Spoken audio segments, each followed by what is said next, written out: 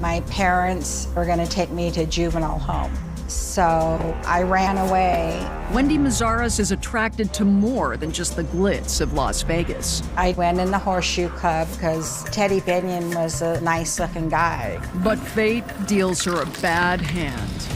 The owner of the brothel took me and put me in this room. I didn't know where I was. Teddy told him she would be like breaking in a new horse. I was used horribly.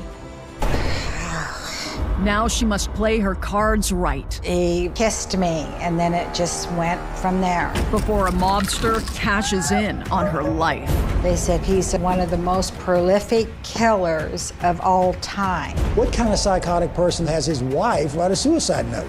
He pulled out the gun, and he had it at the back of my head. And he said, "Start digging."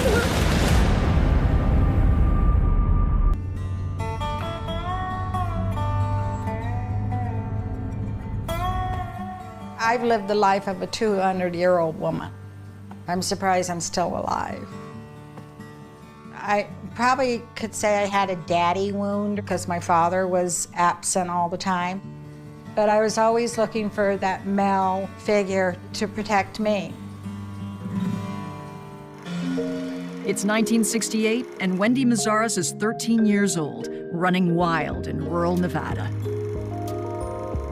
Las Vegas was a great place to grow up during the 60s and 70s.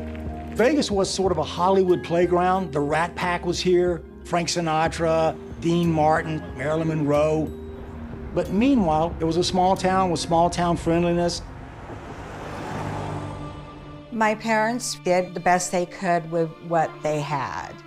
My mother was gone from 5:30 in the morning until 6 o'clock at night. She had top security clearance to Area 51. Area 51 is a U.S. Air Force military installation in southern Nevada and the birthplace of the nuclear bomb. My mother always kept a tight lip on what she did, and she would always make sure and call home to tell us when a bomb was going to go off because the entire house would rattle. My father was a truck driver. He was an absent father because he was on the road so much. We probably saw him once a week, if that. When they do see their dad, he is often drunk and abusive to Wendy and her siblings. Dad, I think probably due to his drinking, picked on one particular kid and her brother, Michael. One time, Michael snuck me out of the window, and we went out for a little bit, came back, and my father started calling me horrible names. He called me a whore. At one point, he had my brother up in the corner. He had his hands around his neck, and he was choking him. And my mother had just walked in the house, and she'd taken off her shoe, and she started hitting my father with the heel on his head to make him get off Michael.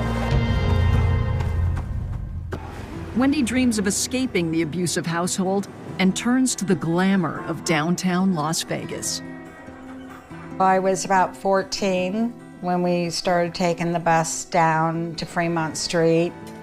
Fremont Street was where the Horseshoe was, the Pioneer Saloon, and there was a Woolworth store at one of the corners where she and her friends would hang out.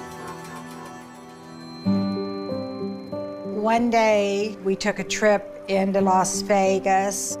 We went in the Horseshoe Club because Teddy Binion was a nice-looking guy. And he walked up to us and offered us some ice cream. He immediately had his arm around her waist. He obviously focused on her because she's very beautiful. She loved that attention and this sort of sense of respect that she felt she hadn't gotten anywhere before. Teddy is the 26-year-old son of Benny Binion, the owner of the Horseshoe Casino. Benny Binion was maybe the most famous at that time casino owner in all of Las Vegas. The Horseshoe was renowned for basically no-limit betting, and he took all bets. I was hanging out with Teddy till late in the evening. and eventually it led into a romantic time. Wendy is 15 at this point, but she looks much older, and soon her relationship with Teddy turns sexual. Thought I was an adult, and I thought I could do it on my own. And I would go home, and my parents would be very upset because it was way past curfew, and my parents had enough, and they were going to take me to juvenile home. I ran, and I called Teddy. Teddy hid me up in the casino. He started buying me nice clothes, jewelry, sent me to the beauty salon, and he started sitting me with gamblers, high rollers that would fly in. I would sit at the $1 million poker tournaments. It definitely made me feel that I was finally wanted. Wendy becomes known as Teddy's girl and is on top of the world until Wendy's mother finds out and reports it to the police. A detective started coming into the Horseshoe Club asking about me and if anyone had seen me. Teddy told me the heat's getting too hot. We're gonna have to move you to keep you safe. And so he introduced me to this good friend of theirs out of Texas. And he said, go with him for a couple weeks until the heat dies down. Before I left, Teddy says, oh, you'll love Texas. You'll ride some of his horses, drink some lemonade, and just kick back in the sun and enjoy yourself. And it wasn't at all what I expected. Teddy's friend takes her to a seedy Texas motel. Well, he said, now you need to work. You told her, Teddy told me, you'd be like breaking in a new horse. I didn't know what he was talking about until they took me back into a room with about 3 other girls. And they were trying to calm me down. I was crying. I didn't know where I was. It was very, very scary. Wendy realizes she's been forced into the sex trade. Well, the girls started telling me that when the phone rings, we take turns. And I went to the room. A man started telling me what to do and what he wanted, and I didn't really understand everything. I was used horribly. Wendy is forced to have sex with oil riggers and cowboys for 3 weeks. My feeling at the time was, I need to get myself through this so I can live. There was one gal there that really cared about me. She showed me a little window in the bathroom. It was just a little tiny one, but I was so skinny then anyway. And so she helped me escape. And when I got to the highway and the cowboy with the white hat in the pickup truck pulled over, I felt relieved. I felt I'm in good hands now. A few days later, Wendy arrives back in Vegas shattered, homeless and broke. It felt good that I was back in Las Vegas, but I couldn't go home in fear I was going to be placed in juvenile home. So I called Teddy, and then Teddy took me back to the club. I truly believe Teddy never knew that was going to happen. Wendy is a problem for Teddy. She's still underage, and her mother might call the police again if he continues their relationship. But he has a solution. Teddy said, I'm gonna get you a job with another good friend of ours here in Vegas, and we're gonna make sure that nothing like this happens to you again. Teddy makes a few phone calls and then takes Wendy to a restaurant to meet one of his business associates. Teddy said, that's him right there. Go up and introduce yourself. Tom had his very own booth. All the waitresses knew who he was. I said, Mr. Hanley? He said, yep, what's left of him? He was distinguished, and he had this great smile that made me feel warm. I looked into his eyes. They were stark blue, like they just jabbed right through you, and it gave me chills down my spine. He was a nice older gentleman. Tom is the owner of an air conditioning company and also does work for the culinary union that represents Las Vegas workers. We sat down and talked a little bit. People in the restaurant treated him with utmost respect, and that impressed me. He started telling me he needed a receptionist to just answer the phone, no pressure, no nothing. So I said, I can do that, that's great. Could have been a little job, but it still made me feel good about myself. Teddy did ask him, now she's gonna be in good hands, right, Tom? Tom said, of course she will. And that began her relationship with one of the most notorious hitmen in Las Vegas history. Wendy Mazzares is thankful for her new job with businessman Tom Hanley, who has taken her under his protective wing. The following day, I rode with him in the truck. He took me to the business, and there was no one there. It was just Tom and I sat there and waited, but the phone never rang. And it was a pretty boring job, but I was still happy to have it. Tom seems pleased to have company. Only 3 months earlier, he lost his wife of 40 years to a suspicious overdose of sleeping pills. His 36-year-old son, Granby, lives nearby and works with Tom, who lives alone. Tom's house was an older home, but it was a nice home. The job comes with room and board, so Wendy moves in with her new boss. He made me feel comfortable.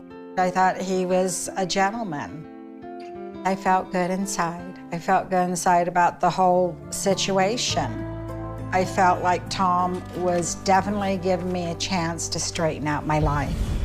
Wendy settles into a routine, far from the abuse she suffered at her parents' and in the Texas brothel. But before long, she learns the true nature of Tom's work and why the phone never rings. His air conditioning company is a cover for something far less cool. One day, Tom took me to a restaurant on Maryland Parkway, which everyone in Vegas knew the gangsters hung out. And when we left, I said, what are you doing in a restaurant like that? He says, I work for the mob. I was floored. I really didn't know what to say because one minute he has the air conditioning business and the next minute he's working for the mob. Tom Hanley's connection to the culinary union and to mobsters made him a powerful force in Las Vegas. A feared force, actually, more than respected. And suddenly it started making sense why Tony Spilotro would show up at our home. Tony Spilotro, people will know basically as Joe Pesci from the movie Casino. Go get my money or I'll put your brain to sleep. He was considered like an enforcer. People feared him for that. Tom's son Granby works with Tony Spilotro in the infamous hole-in-the-wall gang, burglarizing jewelry stores. Granby was a heroin addict. He was just very unpredictable and scary.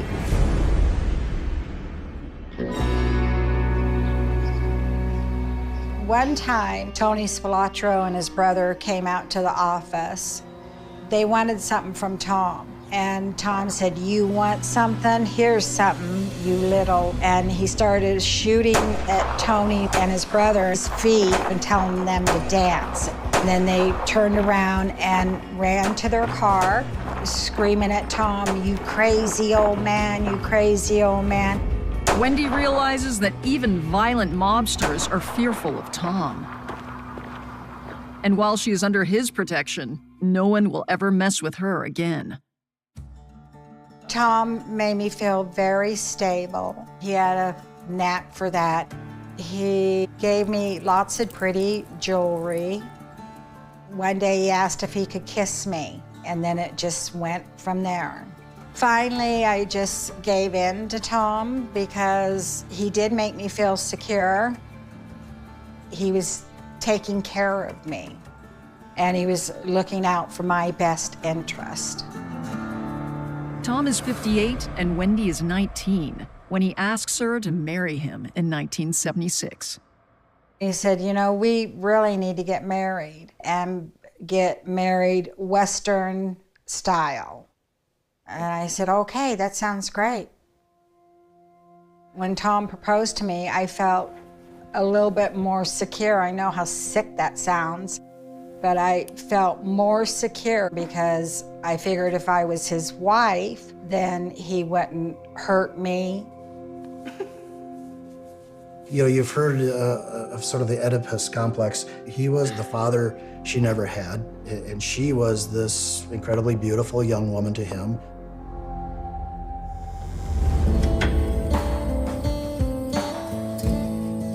We went and got a marriage license down in Las Vegas. We went to a ranch in Colorado.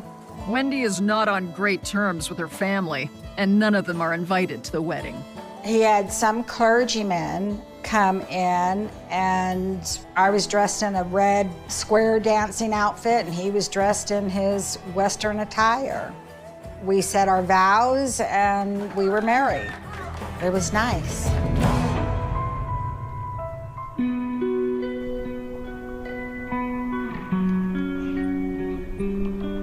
After we got back from being married, Tom scooped up all the beautiful gowns I had, and he burned them. An overwhelming feeling came over me that, wow, maybe he does care, maybe he's doing it for a reason. Maybe that life that I was living prior, I'll never go back to. But this was not done with good intentions. In fact, this is the first sign that Tom will not be Wendy's protector, but her new controller. I had left to go up to meet an old friend, and he had followed me. When I got back, I walked through the front door, and he was there with his fist clenched, and he was shaking, screaming, "Where have you been? I'm gonna knock your head off if you don't tell me the truth."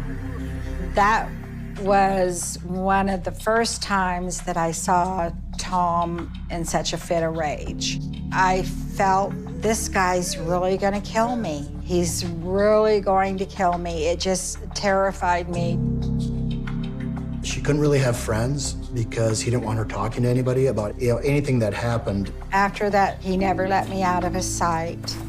I was always with him, or I was with someone he knew. Tension escalates one day when Wendy notices some jewelry Tom has given her is missing. Tom's son Granby, the jewel thief, is her first suspect.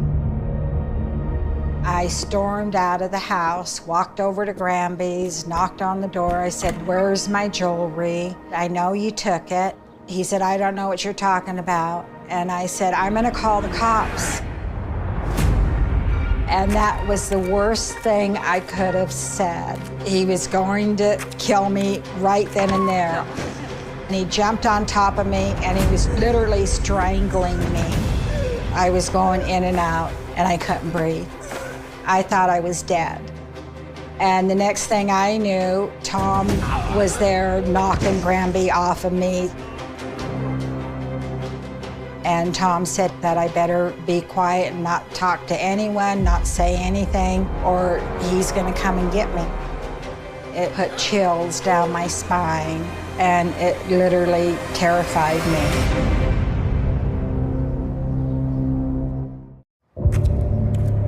Wendy Mazaris's marriage to Las Vegas mobster Tom Hanley has become an exercise in survival.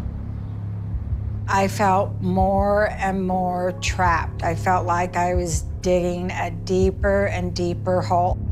And Wendy's ties to Tom are about to be made deeper.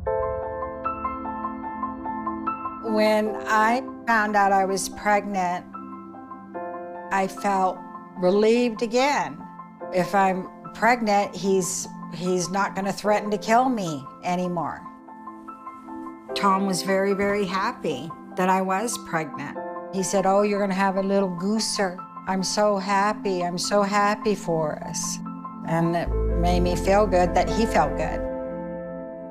But Wendy is reminded that no one is safe from Tom, not even the mother of his child, when she stumbles on a keepsake from his past.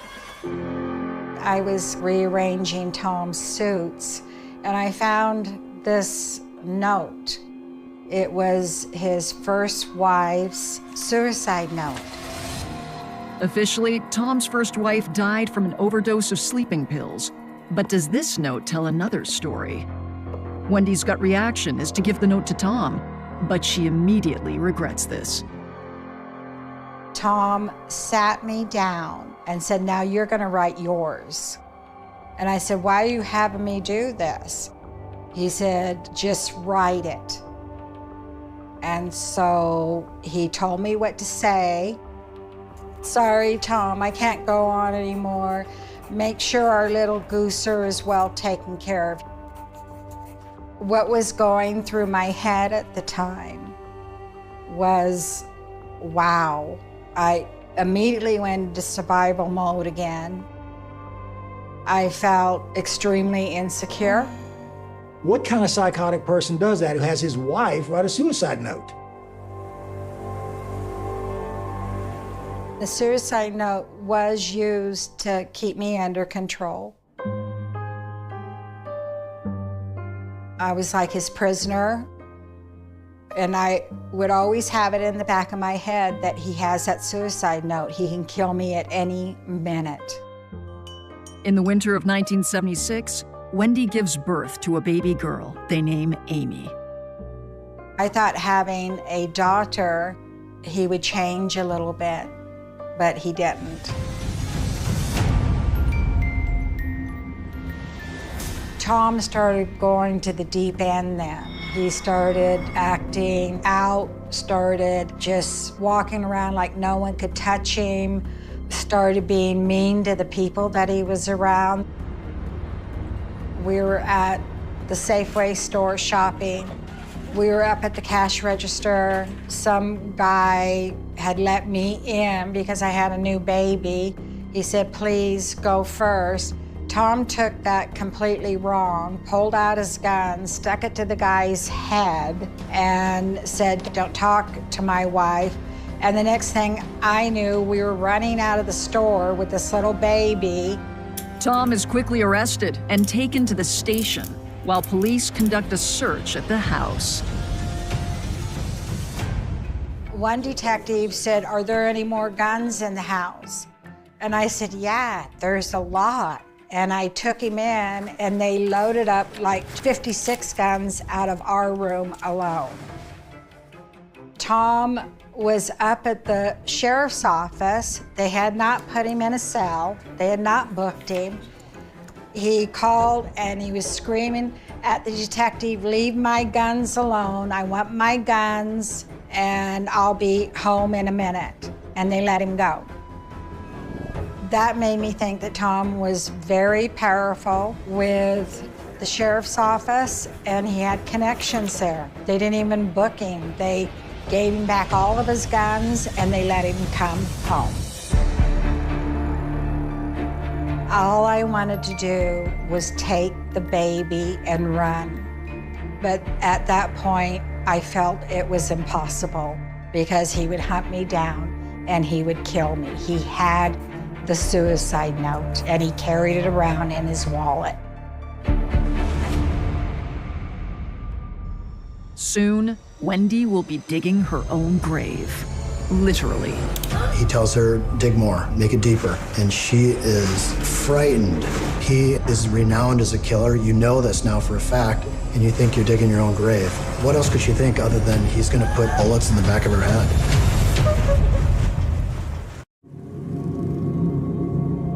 Hitman Tom Hanley's powerful influence over the police and the mob turns his wife Wendy into a prisoner. Wendy tries to normalize her life by focusing on happier moments. She relishes the times they spend with their close friends, Al and Barbara Bramlett. We went to Barbara's house and had dinner. I liked Al too. I thought he was nice. making sure my pregnancy went okay and always asking questions how I felt. He seemed like a pretty genuine gentleman. Al is the head of the culinary union, and its members are 25,000 strong. Al Bramlett was the top person for Culinary 226. It's the most powerful union in Las Vegas, representing casino workers. He also uses that position to exert enormous influence and power to enrich himself and also to inflict violence on people who didn't bow to his will. Al Bramlett also used Tom Hanley to threaten people who didn't unionize. It seemed to me that Tom really liked Al. He was one of his best friends of 36 years. In late February 1977, Tom comes home unusually late one night. He came in, gave me a big hug and said, "I love you." Then he walked to the laundry room, took off his clothes and put them in the washer. You could see little spits of blood on them. Then he pulled out this jewelry, and one was a tiger ring. Later on, we got a call from Al Bramlett's wife, Barbara. Barbara was asking Tom, "Have you seen Al? He didn't get off the plane." When the media learns Al Bramlett is missing, it's big news. We have checked with a number of persons who were closely associated with Mr. Bramlett. We have been unable to come up with any reason as to his disappearance. I saw it on the news that Al Bramlett didn't come home. At that point, I thought, tiger ring. That scared me right there. Could have Tom gone and hurt Al? Where was he gone for so long? I thought to myself, he couldn't have killed one of his best friends of 36 years. He couldn't have hurt him.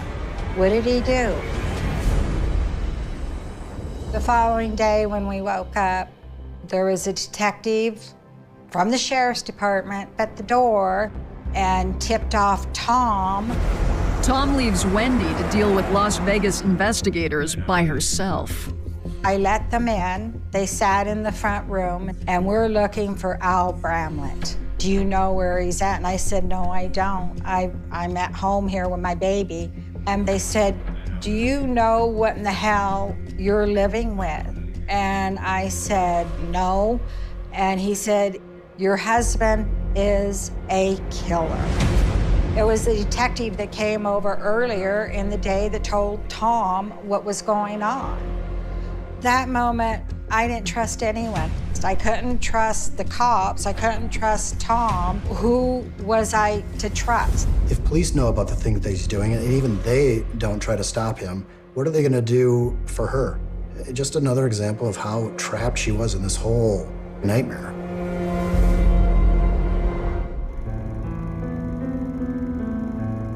Tom turned up at home, and I told him about all the police, and Tom just said, "Oh, he'll show up. He'll show up. Don't worry." And then we started getting calls from Benny Binion, calls from other union leaders. I mean, that's the first time I've ever seen the phone ring off the hook. Over the next 2 weeks, the police question Tom multiple times, but he continues to deny any involvement. I thought they were protecting Tom. They're surely not asking him where Al Bramlett is. That's what kind of mindset I was in. Tom again leaves the city and he goes to Arizona. Tom's very worried. He told Wendy that she would have to leave the house and never come back. He had me so brainwashed at that point. Do what Tom tells you to do. I loaded up a bunch of boxes and documents and stuff, and they went into storage. When Tom returns, he tells Wendy to arrange a sitter for Amy. He is taking Wendy for a drive in the desert. And he kept assuring me everything was going to be okay, but I better keep my mouth shut. Tom has a stash of clothes and jewelry he wants to get rid of. We had a little ranch out in Pahrump. And he dug a hole, and he said, always remember where this is. I said, okay. He dropped the jewelry in the hole. Then Tom plants a tree to mark the location. In my mind, I'm thinking, is this really Al's jewelry? All I wanted was for Al to be okay. We got back in the vehicle. He pulls along the side of one of the canyons, and he said, come follow me. He says, start digging a hole. And he pulled out the gun, and he had it at the back of my head. And he said, start digging.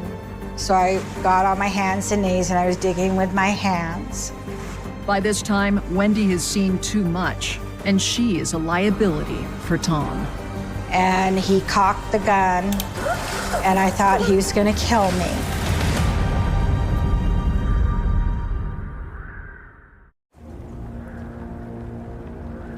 Tom Hanley is about to pull the trigger on his wife, Wendy Mazaris. I started begging him, please, let me be with our daughter. She needs a mother.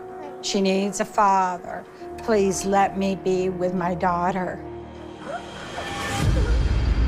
And he let me up. And he let me get back up and walk to the truck.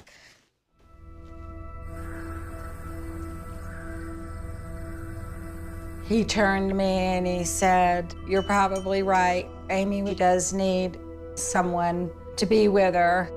And then we just started driving. All I could think to myself is the clothes that he had put in the hole smelled like Al Bramlett. 3 weeks after Al Bramlett disappears, hikers near Nevada's Potosi Mountain come across a gruesome sight. The search for Al Bramlett has ended here in the desert just 2 weeks from the night he disappeared. An autopsy shows he was executed with multiple gunshots to the head. My heart sunk because I always in the back of my mind thought that Al was just gonna show up, that maybe they had him tied up somewhere or something and everything was gonna be okay, but it wasn't. He was gone. After the news breaks, police pay another visit to Wendy. They said, do you know who your husband is and what he does? And I said, he owns the air conditioning business. They said, no, he's one of the most prolific killers of all time. It was so shocking to hear that come out of homicide detectives' mouths. Was I in denial? Probably yes. Was I brainwashed? Yes. It was just a horrible, horrible life. He was thought of to have killed an FBI agent, William Coulthard. He was thought to have bombed 2 restaurants, the Alpine Village and the Starboard Tack. The rationale was the Culinary Union wanted them in the union and they didn't want to unionize. Tom has gotten away with murder before, but this time, a tipster gives police a break in the Al Bramlett murder case. An informant came to them and said that he was there when Al Bramlett was killed and that he was with Tom and Granby Hanley, who actually did the killing. The Hanleys were upset because a couple of bombs they had planted didn't go off at businesses in Las Vegas that Bramlett wanted blown up. So, according to the Hanleys, Bramlett didn't pay them for that, $10,000. So they go to shake down Al Bramlett. Bramlett was kidnapped from the airport parking lot. They go into the desert outside of Las Vegas. At some point, Tom says, hey, Al. Al turns around and he shoots him in the head. He ended up getting shot 6 times, including once in each ear. All his clothes were taken off of him. He was buried under a pile of rocks in the desert with his hand sticking up to wave goodbye to the world. A warrant is put out for the father and son fugitives, and on April 29, 1977, Granby and Tom are arrested in Phoenix, Arizona. It was a media frenzy, and it was a frenzy at the Hanley house as well. It was astonishing news. It felt good, it really did, but it took a few days for it to sink in. Were they gonna let him go again? Was he locked up for good? Tom really did kill one of his best friends. He took him out and he killed him, just like he was gonna do to me. Tom and Granby are flown from Phoenix to Las Vegas to be tried for murder. When they land, Tom gives a statement while in handcuffs. I never had any animosity towards Al Bramlett. He was one of the best friends I ever had.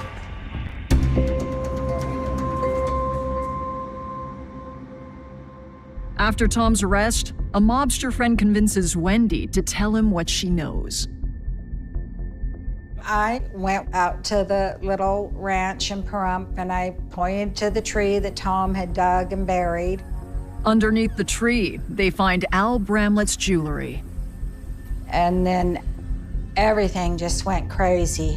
A helicopter came down, all kinds of police came from everywhere. We were pulled over, and the homicide detective said, "You're under arrest, baby." I did not realize that he was an informant and working undercover with the police. I'm thinking, I didn't kill anyone, I didn't do anything. Wendy is charged with receiving stolen property and for murder.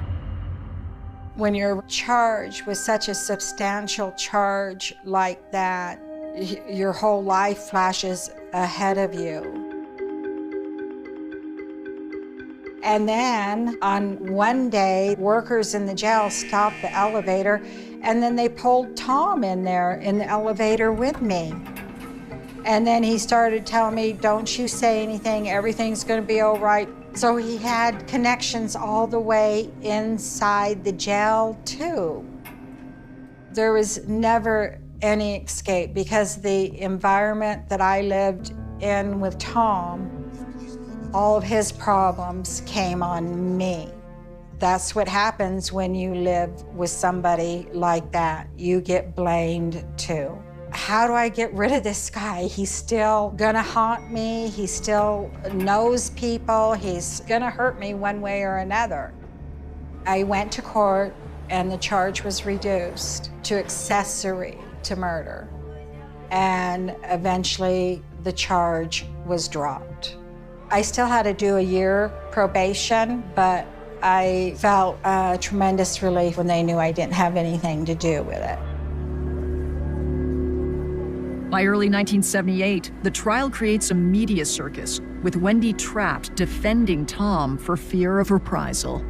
Do you think that Tom can get a fair trial here in Las Vegas? No, he can't. Why is that? Publicity. Have you, The publicity is destroying him. On March 2nd, 1978, Tom and Granby plead guilty to the murder of Al Bramlett and the restaurant bombings. They are sentenced to life without parole. He was found guilty, and just a big sigh of relief came over me again.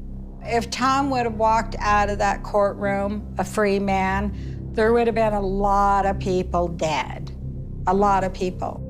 In return for them giving information on the mob, Tom and Granby are placed into witness protection within the prison system.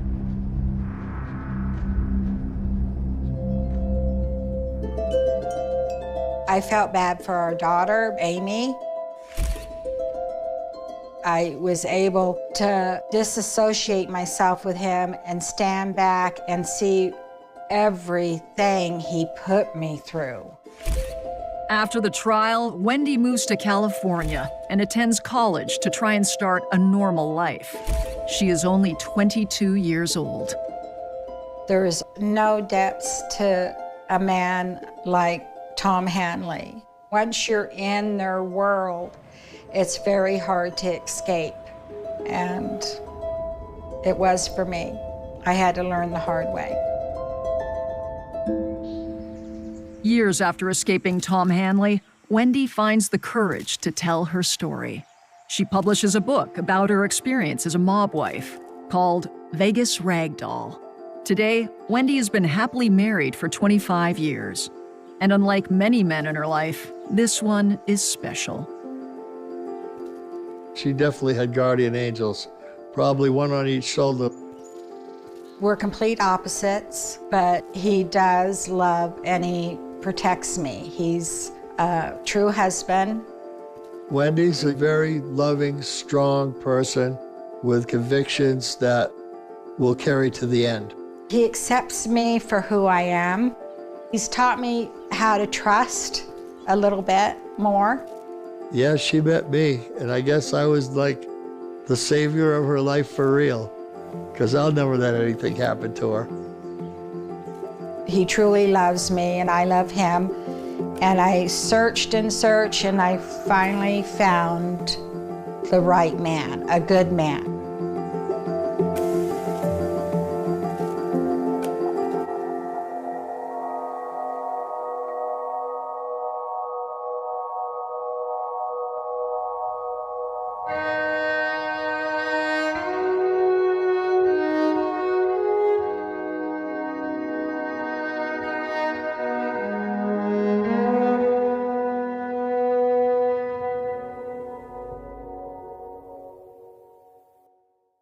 The road looks ordinary at first glance, the kind of quiet stretch that disappears into memory the moment you leave it behind.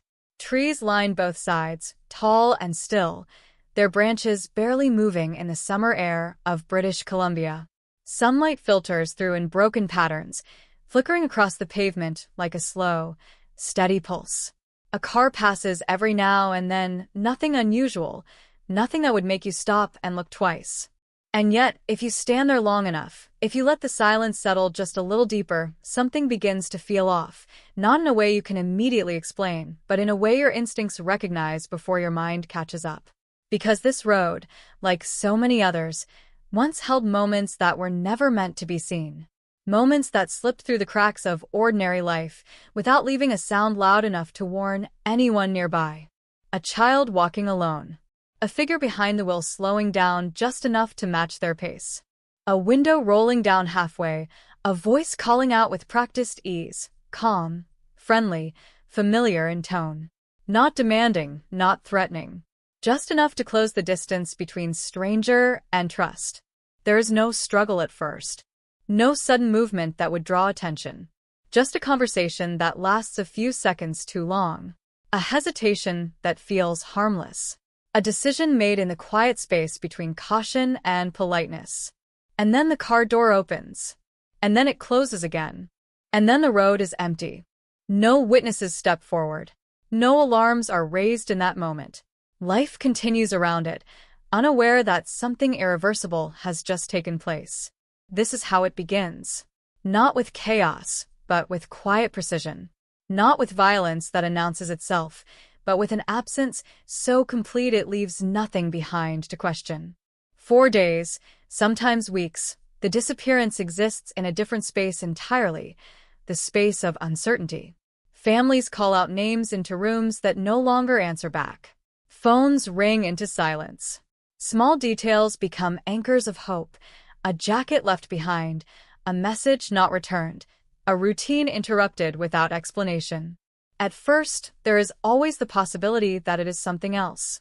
A misunderstanding, a delay, a reason that will eventually make sense. But as time stretches, that possibility begins to thin, replaced by something heavier, something that settles slowly but refuses to leave once it arrives. In neighborhoods that once felt predictable, doors close a little earlier. Parents glance over their shoulders more often. Conversations lower in tone when certain words are spoken. Missing, last seen, no sign of. And somewhere within all of this, moving through it as if untouched by the growing tension, is a man who does not look like what people expect danger to be. Clifford Olson does not stand out in a crowd. He does not carry himself in a way that draws suspicion. If anything, he blends in too well. His posture is relaxed, his voice measured, his expressions controlled in a way that feels natural rather than forced. If you were to pass him on the street, you would not remember his face. If you were to exchange a few words with him, you would not feel the need to end the conversation early. And that is precisely what makes him dangerous. Because nothing about him demands attention. Nothing about him signals what lies beneath the surface. There is no visible fracture, no obvious sign that the person standing in front of you is capable of stepping into someone else's life and erasing it without leaving a trace. He moves through the same spaces as everyone else, drives the same roads, observes the same routines. But where others see patterns of daily life, he sees opportunities, gaps, moments where presence and absence can be manipulated without interruption. He does not rush. He does not improvise without purpose. Every movement carries a sense of control, a quiet calculation that unfolds beneath the surface of what appears to be ordinary behavior. And that is what makes the silence so dangerous. Because silence does not draw attention to itself. It does not ask to be questioned. It simply exists, filling the spaces where something should be, but isn't. As the number of disappearances grows, that silence begins to change. It becomes heavier, harder to ignore, pressing against the edges of daily life until it can no longer be dismissed as coincidence. Patterns begin to form, faint at first, then clearer with each passing case. Children, teenagers, gone without a trace. No witnesses, no clear connections, just absence repeating itself in ways that feel too deliberate to ignore. And still, there is no clear face attached to it. No single moment where everything snaps into focus. Just a growing realization that something is happening beneath the surface, something that moves quietly, carefully, avoiding detection not through luck, but through design. Somewhere along those quiet roads, beneath the filtered sunlight and the stillness of trees that have seen more than they can ever reveal, a pattern is unfolding. One that does not announce itself until it has already taken too much. One that exists not in the moments people notice, but in the ones they don't. And by the time the silence is finally broken, by the time someone begins to understand that these are not isolated events but pieces of something far more calculated, the truth has already been there for longer than anyone realized. Waiting. Before the fear had a shape, before the headlines began to connect the dots, life in British Columbia moved with a kind of quiet predictability that most people never questioned. Mornings unfolded in familiar patterns, coffee brewing in kitchens, doors opening and closing as people left for work, children stepping out with backpacks slung over their shoulders, their conversations drifting down sidewalks that had always felt safe. There was a rhythm to everything, a sense that the world operated within boundaries that, while not perfect, were reliable enough to trust. Neighborhoods were not defined by surveillance or suspicion but by routine. People recognized each other in passing. A wave from across the street, a nod exchanged between neighbors, small gestures that reinforced a shared understanding of safety.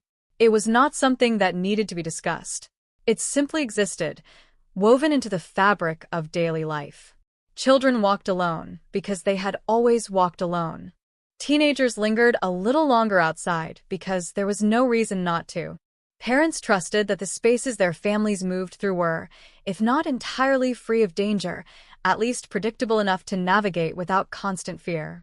It is in environments like this that something unnoticed can exist the longest. Because when everything feels normal, there is no reason to look for what isn't. And within that normalcy, a different kind of presence began to take shape, one that did not disrupt the surface, one that moved carefully within it, adapting to its patterns rather than breaking them. Clifford Olson had spent years becoming part of that surface. Not in any remarkable way, not through achievements that would draw attention, but through something far more effective: consistency. He understood how to exist within expectations, how to mirror the behaviors that made others feel at ease. If you saw him standing near a roadside, he would not seem out of place. If you heard him speak, there would be nothing in his tone that suggested urgency or threat. He did not rush his words. He did not invade space too quickly. He understood distance, how close to stand, how long to maintain eye contact, how to smile just enough to appear approachable without seeming forced. These were not random traits. They were learned, refined, repeated until they became second nature. Because what he needed was not power in the obvious sense. He did not rely on force at the beginning. What he relied on was something far more subtle: the ability to be trusted for just long enough. And trust, in places where life feels predictable, is often given without hesitation. The summer of 1980 did not begin with alarm.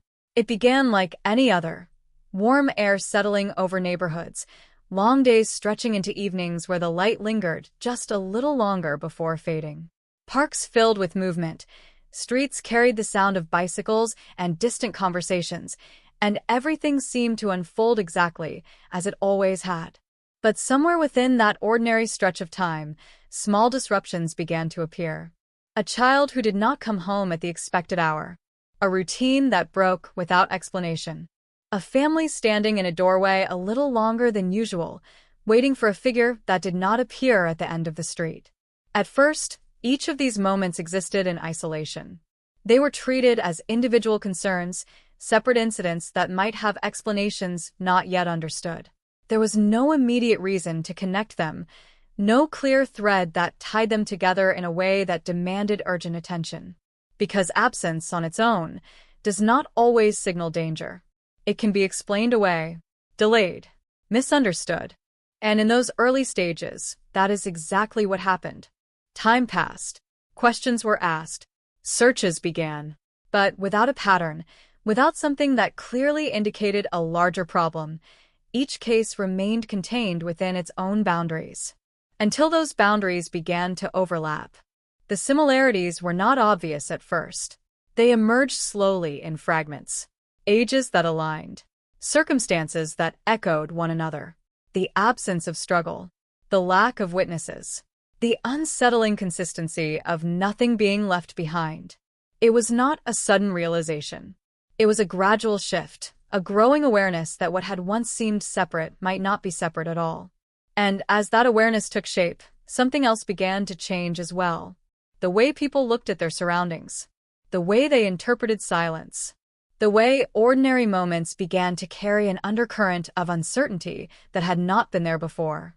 Because once the idea takes hold that something is wrong, it becomes difficult to see things the same way again. A car parked a little too long on the side of the road. A stranger asking a simple question. A moment that, under different circumstances, would pass without notice. Now, each of these details lingers just a little longer in the mind, examined in a way that feels new, unfamiliar. And yet, even as this shift begins, the full picture remains incomplete. There is still no clear face attached to the growing pattern. No single moment where everything becomes undeniable. Just a sense that something is moving beneath the surface, something that understands the environment it exists within and uses that understanding to remain unseen.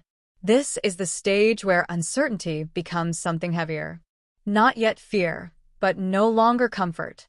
A space in between, where questions outnumber answers and the absence of clarity becomes its own kind of presence. And within that space, the story continues to unfold, not loudly, not in ways that demand immediate attention, but quietly, steadily, building towards something that, once fully revealed, will make everything that came before feel different in retrospect. They were not names the country recognized at first, not voices that filled headlines or faces that appeared on every screen. They were something far more ordinary and, because of that, far more real. Children stepping out into the world with the quiet confidence that comes from routine. Teenagers moving through familiar streets, their lives unfolding in small, unremarkable moments that felt like they would stretch forward without interruption. In British Columbia, they were part of the rhythm of everyday life, woven into it so naturally that no one thought to question how fragile that rhythm could be. One of them might have been walking home with a backpack slung over one shoulder, the weight of school books shifting with each step. The late afternoon sun would have been low enough to cast long shadows across the pavement, stretching ahead like silent companions. Maybe there was a plan for the evening, homework to finish, a television show to catch, a conversation waiting at the dinner table. Nothing extraordinary, just the quiet sequence of a normal day. Another might have been riding a bike, the steady hum of tires against asphalt blending into the background noise of a neighborhood that felt safe enough to explore. There would have been no urgency, no sense of danger pressing in from the edges. Just movement, freedom, the kind of small independence that marks the transition from childhood into something slightly older, slightly more confident. Some of them were younger, still close enough to childhood that their worlds revolved around simple things, friends, games, the comfort of familiar places. Others were older, standing at the edge of something new, beginning to imagine futures that stretched beyond the streets they knew so well. But despite those differences, they shared something important. They trusted the world around them. Not blindly, not without awareness, but in the way that people trust environments that have never given them a reason not to. They trusted that the path home would remain just that, a path, not a place where something could go wrong. They trusted that a passing stranger was just another person moving through the same space, not someone watching, waiting, calculating. And that trust was not misplaced in any obvious way. There had been no moment before this that demanded it be questioned so deeply. No event large enough to reshape the understanding of safety within those communities. Life had continued, as it always had, with the quiet assumption that danger, if it existed, would reveal itself in ways that could be recognized. But danger does not always reveal itself. Sometimes it waits. Sometimes it studies the very patterns that make a place feel safe and learns how to move within them without disruption. For each of these victims, the day did not begin differently. There were no signs, no warnings that stood out in a way that would have altered their decisions. The sky looked the same. The streets felt the same. The world, as far as they could see, had not changed. And that is what makes their stories so difficult to hold on to without feeling the weight of it. Because nothing about those moments suggested they would become anything other than memory. Somewhere, a parent might have called out a reminder before they left. Be home before it gets dark. Stay where I can find you. Words spoken without urgency, part of a routine that had always been enough. And the response would have been just as ordinary. A nod. A quick acknowledgement. The kind of exchange that happens every day without being remembered as significant. Until it becomes the last one. The last time a voice is heard in that tone. The last time footsteps move down that path. The last moment where everything still exists within the boundaries of normal life. After that, what remains are fragments. Descriptions repeated over and over again in different rooms, to different people, each time carrying the same quiet hope that saying them out loud might somehow bring clarity. Clothing last worn, the direction they were heading, the time they were expected back. Details that feel important because they are all that is left to hold on to. And as those details begin to circulate, as they move from private conversations into wider awareness, the individuals behind them begin to take on a different kind of presence. Not just as children or teenagers living ordinary lives, but as names connected by something no one fully understands yet. Their stories begin to overlap. Not because they knew each other, not because their lives intersected in any obvious way, but because the circumstances surrounding their disappearances share a pattern that becomes harder to ignore with each new case. And still, within that growing pattern, it is important to remember what existed before it. The laughter that filled their homes. The small habits that define their personalities. The unfinished plans. The conversations that would never be completed. The lives that extended far beyond the moment they were taken.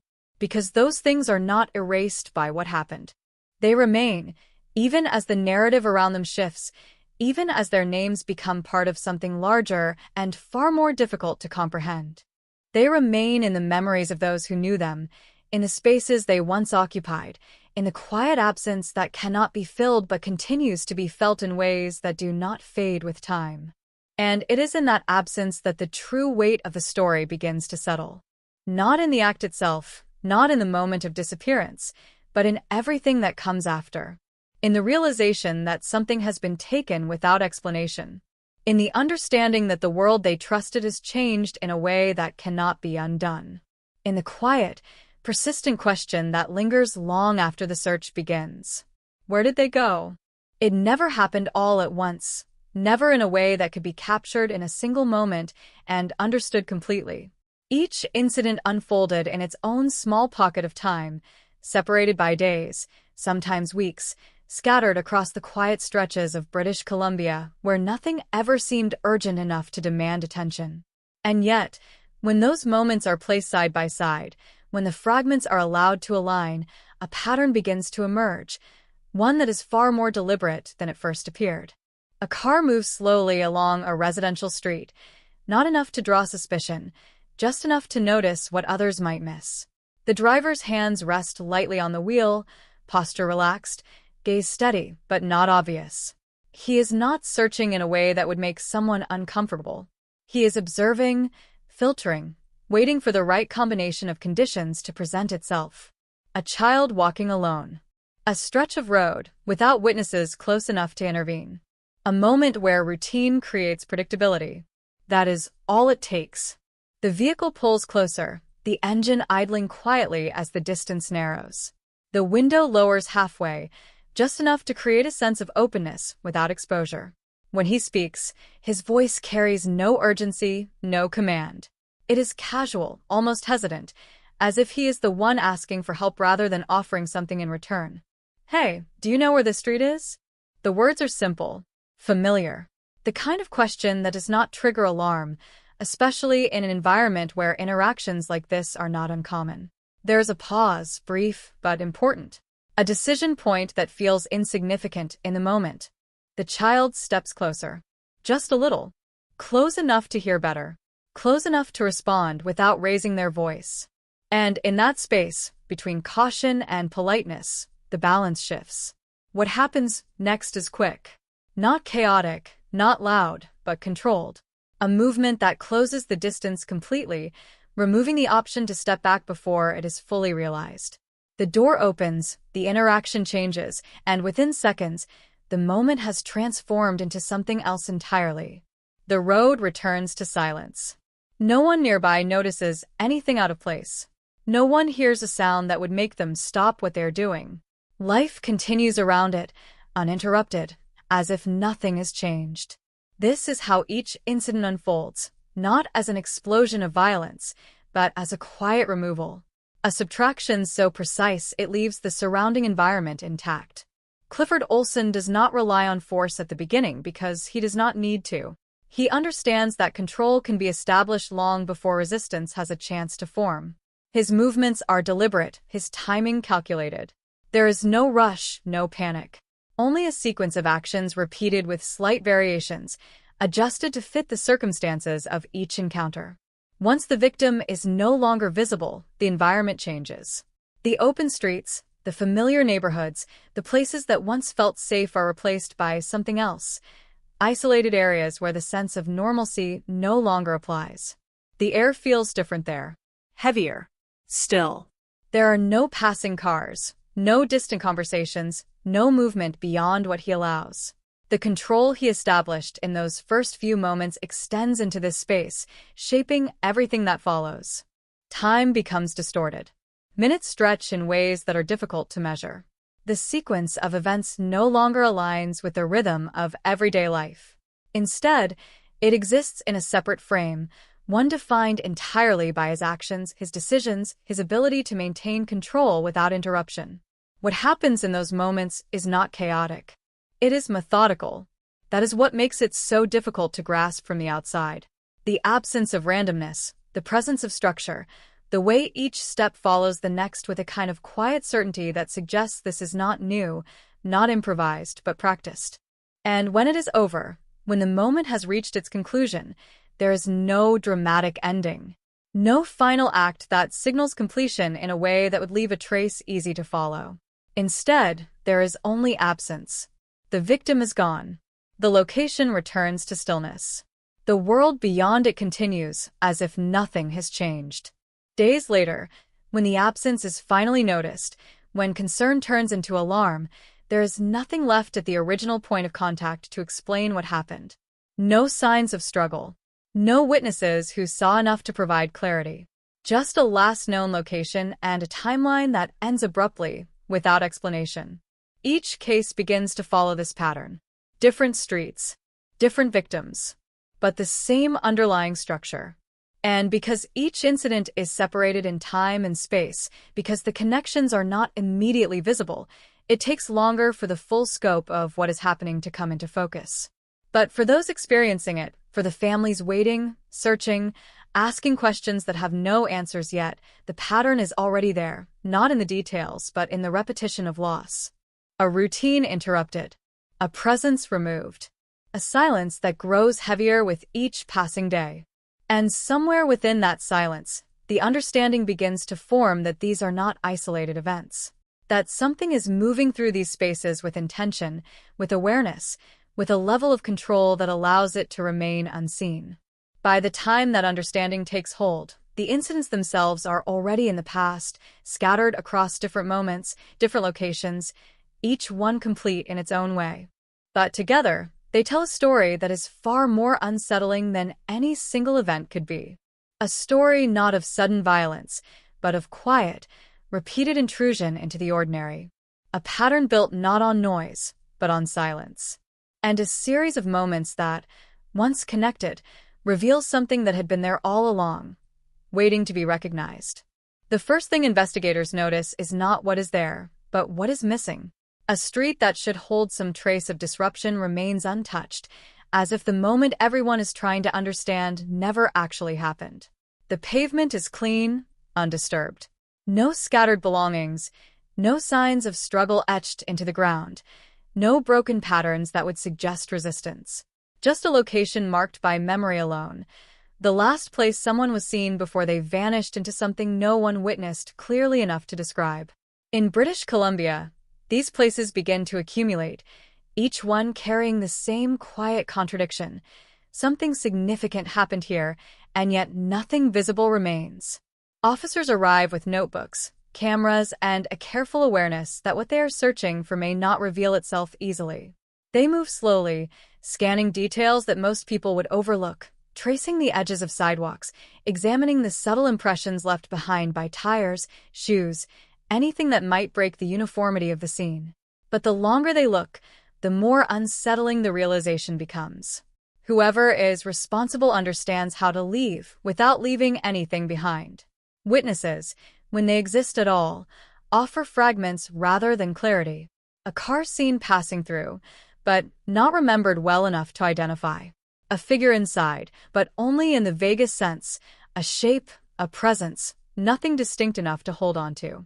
Conversations replayed in memory lose their precision the more they are examined, details slipping away just when they seem within reach.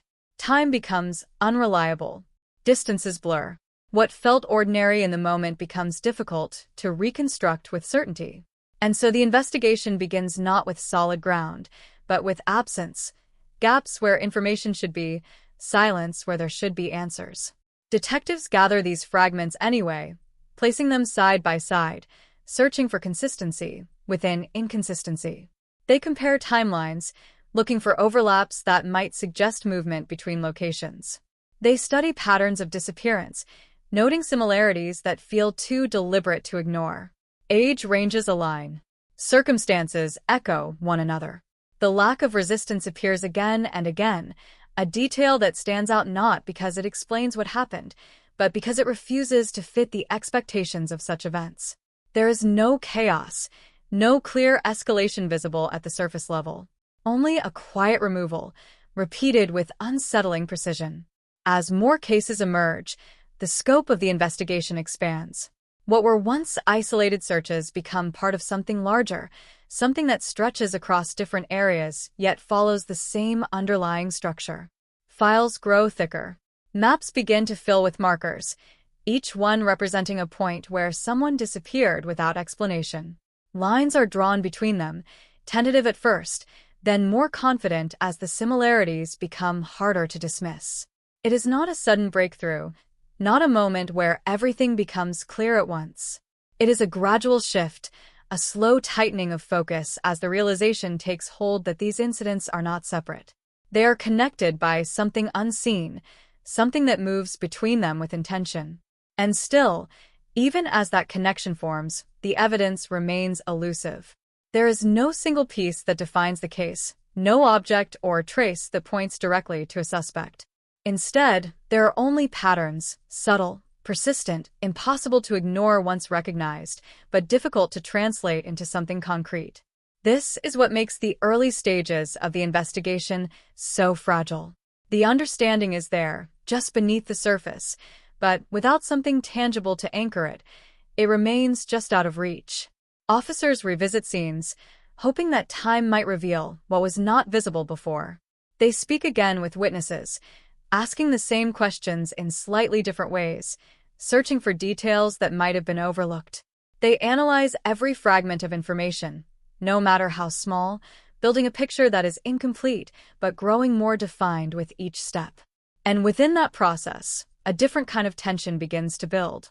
Not the immediate urgency of a crime caught in the act, but the slower, heavier pressure of something that is happening repeatedly without being stopped. Each new case adds weight to the ones before it, reinforcing the pattern while deepening the mystery. The absence becomes more pronounced, more difficult to explain as coincidence.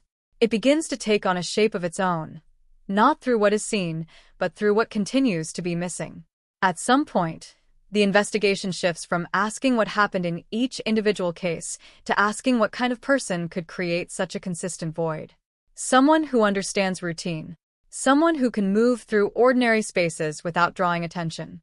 Someone who knows how to control a situation quickly enough to prevent resistance, quietly enough to avoid notice. These are not conclusions drawn from direct evidence, but from the accumulation of what is not there. The lack of struggle suggests control. The absence of witnesses suggests timing and awareness. The repetition suggests intention, planning, a method refined over time. And as these ideas begin to take shape, they form the outline of a presence that has yet to be seen clearly.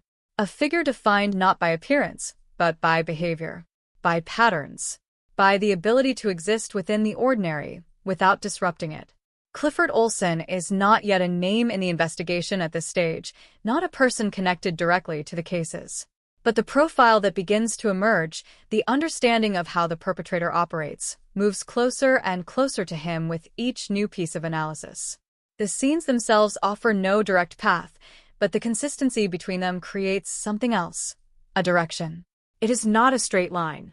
It does not point clearly to a single location or individual, but it narrows the possibilities, shaping the investigation in ways that were not possible before. And within that narrowing, the silence that once defined these cases begins to change. It is still present, still heavy, but it is no longer empty. It holds something now, an emerging structure, a sense that beneath the absence, there is a pattern waiting to be fully uncovered. The question is no longer whether these incidents are connected. That answer has already begun to settle into place. The question now is how long it will take to turn that understanding into something real, something that can be seen, named, and stopped before the pattern continues to grow. By the time the investigation reaches this stage, the silence that once defined each case has begun to fracture, but not in a way that offers clarity. Instead, it splinters into possibilities, each one carrying just enough weight to be taken seriously, but not enough to hold on its own. In British Columbia, the map is no longer just a collection of isolated points. It has become something more complex, a web of locations connected by patterns that feel deliberate yet refuse to resolve into something concrete. Detectives move through this web carefully, aware that every assumption carries the risk of leading them further away from the truth. Names begin to surface, not because they are clearly tied to the crimes, but because they exist within the margins of the investigation. Individuals whose movements, histories, or proximity to certain areas raise questions that cannot be ignored. Each name is examined, expanded into a profile, tested against the fragments of evidence collected so far. Some appear promising at first, aligning with certain aspects of the pattern. They lived nearby. They owned vehicles that could have passed through the areas in question. They had past offenses that suggested a capacity for harm. But as each lead is followed, the same problem emerges. The details do not hold together. A timeline that almost breaks apart under closer scrutiny. An alibi that seemed uncertain becomes solid when examined from another angle. A piece of circumstantial evidence loses its significance when placed within a broader context. One by one, these potential suspects drift out of focus, leaving behind nothing but the faint outline of what might have been. The process is exhausting, not just in its repetition, but in its emotional weight. Each new lead brings with it a momentary shift, a sense that the investigation might finally be narrowing in on something real. And each time that lead dissolves, it leaves behind a deeper sense of uncertainty than before. Families watch this unfold from a distance that feels both too far and too close at the same time. They hear fragments of information, partial updates that offer just enough hope to keep them waiting, just enough ambiguity to prevent closure. The names of suspects mean little to them unless those names lead somewhere concrete. What matters is not who might be responsible, but whether that person can be found before the pattern continues. And the pattern does continue. That is what makes this stage of the investigation so critical and so fragile. The understanding that these cases are connected has already taken hold, but without a clear suspect, without something that can anchor that understanding to a single point, the investigation remains in motion, expanding, contracting, shifting directions as new information emerges and old assumptions are reevaluated. There are moments when the focus turns outward, when investigators consider the possibility that the perpetrator is not local, that he moves between regions in ways that make him difficult to track. Vehicles become a point of interest, their movements analyzed in relation to the timelines of the disappearances.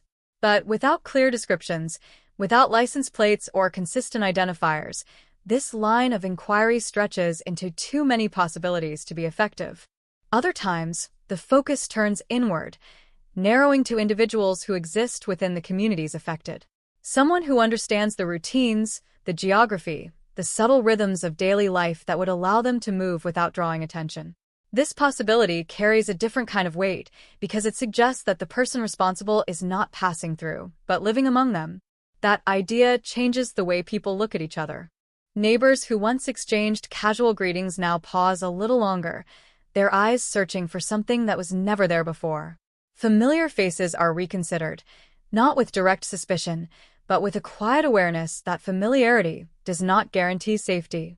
And still, no single individual emerges as the answer. Clifford Olson exists within this landscape like everyone else, present, unremarkable, moving through the same spaces without drawing attention. At this point in the investigation, he is not the center of focus. He is not the name repeated in briefings or discussed with urgency. He is one of many possibilities if he is considered at all. That is what allows him to remain where he is, untouched by the narrowing field of suspicion. Because the investigation, despite its progress, is still searching in broad strokes. It understands the pattern, but it has not yet identified the hand that created it. And so the process continues. Interviews are conducted, revisited, re-examined.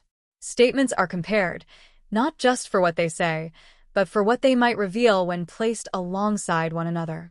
Small inconsistencies are noted, not because they immediately indicate guilt, but because they represent cracks, places where the surface does not align perfectly with what lies beneath. Most of these cracks lead nowhere. They are the natural result of memory, of perception, of the way people reconstruct events after the fact. But investigators cannot afford to dismiss them outright. Each one must be considered, weighed, tested against the larger framework of the case. This is where the investigation slows, not because it has lost direction, but because it has reached a point where precision matters more than speed. Every step forward must be supported, every conclusion grounded in something that can withstand scrutiny. And yet, beneath that careful process, there is an urgency that cannot be ignored. Because while the investigation moves methodically, the pattern it seeks to stop has already shown that it does not operate under the same constraints. It does not wait for answers. It does not pause while leads are followed and dismissed. It continues, quietly, consistently, reinforcing the very pattern that investigators are struggling to fully contain. This tension between method and momentum, between careful analysis and the need for immediate action, defines this stage more than anything else. It is a balancing act, one that requires patience without losing sight of the stakes involved. And somewhere within that balance, something begins to shift. Not in a way that is immediately visible, not as a clear breakthrough, but as a subtle change in direction. A detail that holds a little more weight than the others. A connection that feels more solid, more resistant to the kind of unraveling that has defined previous leads. It is not enough yet to name, not enough to conclude, but it is different. And in an investigation built on fragments, on absences and patterns that refuse to resolve, even the smallest difference can be the beginning of something that finally holds. The shift does not arrive with certainty. It does not announce itself as the answer everyone has been waiting for. Instead, it begins as something small, almost easy to overlook, a detail that does not disappear under scrutiny the way others have before. In an investigation built on fragments, that alone is enough to draw attention. In British Columbia, where so many leads have dissolved into nothing, the presence of something that holds its shape becomes impossible to ignore. It starts with alignment. Not perfect, not immediate, but consistent in a way that feels different. A timeline that does not break apart when examined from multiple angles. Movements that intersect with key moments in ways that are difficult to dismiss as coincidence. It is not a single piece of evidence, but a convergence, several smaller details leaning toward the same point, reinforcing each other instead of contradicting. Investigators return to these details again and again, testing them the way they have tested everything else. They look for weaknesses, for inconsistencies that might unravel the connection. But each time they circle back, the structure remains intact. It does not collapse under pressure. It does not shift when viewed from a different perspective. That is when the focus begins to narrow. The name that emerges is not new. It has existed within the margins of the investigation, one of many possibilities considered and set aside in the absence of something concrete. But now, with these converging details, it moves closer to the center. Clifford Olson. At first, there is hesitation. Not because the connection seems unlikely, but because of how ordinary it appears. There is nothing about him that demands immediate suspicion. No defining characteristic that separates him from the countless other individuals who have been considered and dismissed. And yet, when placed within the emerging framework, his presence begins to take on a different weight. His movements align with locations that matter. His timeline does not conflict with the moments that define the cases. The gaps that exist in other leads are not present here. It is not enough to conclude anything on its own, but it is enough to justify a closer look. And in an investigation like this, that is everything. The process that follows is careful, deliberate, built on the understanding that this could either be the breakthrough or another dead end. Surveillance becomes more focused, attention narrowing to specific patterns rather than broad possibilities. Every detail of his routine is observed, not in isolation, but in relation to the larger pattern that has been taking shape. Where he goes, when he moves, how his presence overlaps with the geography of the cases. These observations are not dramatic.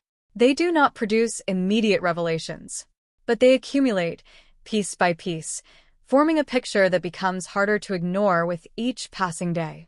There is a consistency there, a quiet, persistent alignment between his behavior and the structure of the crimes that have been unfolding. It is not obvious in any single moment, but over time, it becomes undeniable. Investigators begin to revisit earlier assumptions with this new perspective in mind. Details that once seemed insignificant are re-examined, now carrying a different context. Witness statements are reconsidered, not for what they explicitly describe, but for what they might suggest when viewed through this lens. A vehicle seen in passing. A presence noted but not remembered clearly. Moments that once existed as isolated fragments now begin to connect in subtle ways, forming links that were not visible before. This is where the investigation changes. Not in its pace, but in its direction. The uncertainty that defined earlier stages begins to narrow, replaced by a focus that feels more grounded, more precise. There is still caution, still the understanding that conclusions cannot be rushed. But there is also something else now, something that has been missing until this point. Momentum. The kind that builds not from assumption, but from evidence that continues to support itself under pressure. And with that momentum comes a shift in tone. Conversations among investigators carry a different weight. There is less speculation, more analysis. Fewer broad theories, more targeted questions. The case is no longer expanding outward in search of possibilities. It is drawing inward, converging on a point that is becoming increasingly difficult to dismiss. Still, nothing is declared openly. Not yet. Because this stage requires precision above all else. Every step forward must be supported, every conclusion backed by something that can withstand the scrutiny that will inevitably come. But beneath that careful process, there is a growing awareness that the investigation is no longer searching in the dark. It has found something. Or someone. And as that realization settles in, the silence that once defined the case begins to change once more.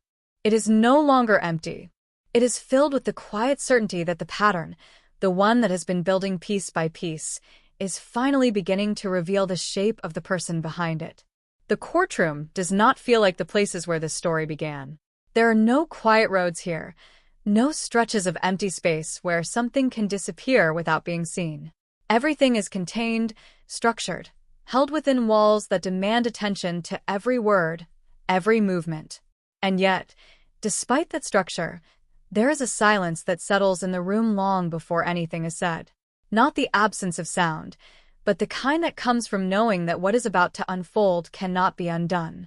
In British Columbia, this is where the pattern that once existed in fragments is brought together, piece by piece, into something complete enough to face directly.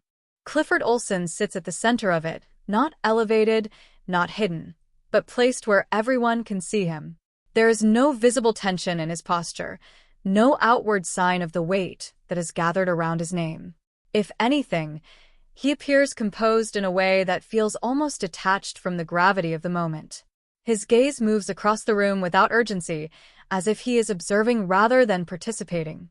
Across from him, the structure of the case begins to take form. Not all at once, not in a single overwhelming presentation, but through a sequence that builds steadily, each piece reinforcing the one before it. Investigators who once worked in uncertainty now speak with a clarity that did not exist in the early stages.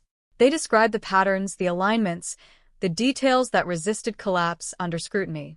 They reconstruct timelines that no longer break apart when examined from different angles. What was once absence is now filled with context. Moments that once existed as isolated fragments are placed in relation to one another, revealing a structure that had been there all along but could not be fully seen.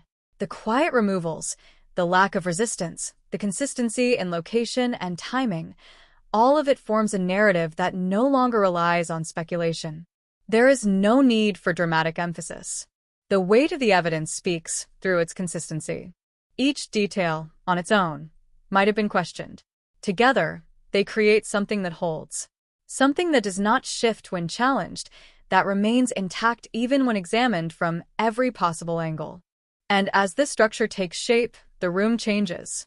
Not visibly, not in a way that can be measured, but in the way attention settles, in the way every movement becomes more deliberate, more aware. The families sit with a stillness that carries its own weight, their focus fixed not just on the proceedings, but on the presence of the man whose actions have altered their lives in ways that cannot be reversed. There are no outbursts, no sudden reactions that break the flow of the trial. Only a quiet endurance, a kind of listening that is both necessary and almost impossible to sustain. Because what is being presented is not just evidence. It is a reconstruction of moments that should never have happened, now laid out in a space where they must be acknowledged in full. When the time comes for him to respond, there is no immediate shift in his demeanor. Clifford Olson does not resist in the way that might be expected. There is no visible struggle, no attempt to disrupt the narrative that has been built around him. Instead, there is a different kind of control. Measured responses. A tone that does not rise or fall dramatically. It is not the absence of reaction, but the presence of something contained, something that suggests an awareness of the situation without revealing anything beyond what is necessary. And yet, as the process continues, as the weight of the evidence remains steady, unyielding, that control begins to take on a different quality. Not weaker, not visibly fractured, but constrained. Limited by the structure that now surrounds him, by the accumulation of details that no longer leave room for ambiguity. The courtroom does not rush toward its conclusion. It moves with the same deliberate pace that has defined the investigation, ensuring that every element is addressed, every connection made clear. There is no need for urgency now. The momentum that once drove the search for answers has been replaced by something more grounded, a process that is no longer about finding, but about confirming. And within that process, the outcome begins to take shape long before it is formally stated. Not because it is declared early, but because the structure supporting it has become too solid to ignore. When the final moments arrive, they do not carry the dramatic release that might be expected. There is no sudden shift, no overwhelming reaction that breaks the stillness of the room. Instead, there is a quiet finality, a recognition that what has been unfolding has reached its inevitable point. The sentence is delivered in the same measured tone that has carried the proceedings from the beginning. Words that define consequences, that place boundaries around what will come next. Life imprisonment. No return to the world beyond these walls. No continuation of the pattern that has already taken too much. For some, it is a form of closure. For others, it is simply an end point, a line drawn where something else has already ended long before. The man at the center of it all remains as he has been, composed, contained, present but distant in a way that does not fully align with the weight of what has just been decided. And in that contrast between the structure of justice and the stillness of the individual it is directed toward, something becomes clear. The trial has brought the pattern into the light. It has given shape to what was once hidden. But the silence that surrounded it, the absence that defined it in the beginning, does not disappear completely. It lingers. Not in the courtroom itself, but in everything that exists beyond it. After the courtroom empties, after the voices that carried the weight of testimony and judgment fade into the background, what remains is not resolution in the way people often imagine it. There is no clear dividing line between before and after, no moment where everything settles into something that feels complete. In British Columbia, life does not pause long enough to process what has happened. It continues, as it always does, but with a subtle shift that cannot be undone.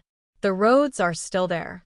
The same stretches of pavement, the same quiet neighborhoods, the same patterns of movement that once defined normal life. At first glance, nothing has changed. Children still walk to school. Cars still pass through intersections without hesitation. Conversations still drift through open windows on warm evenings. But something beneath that surface has altered. It is not loud.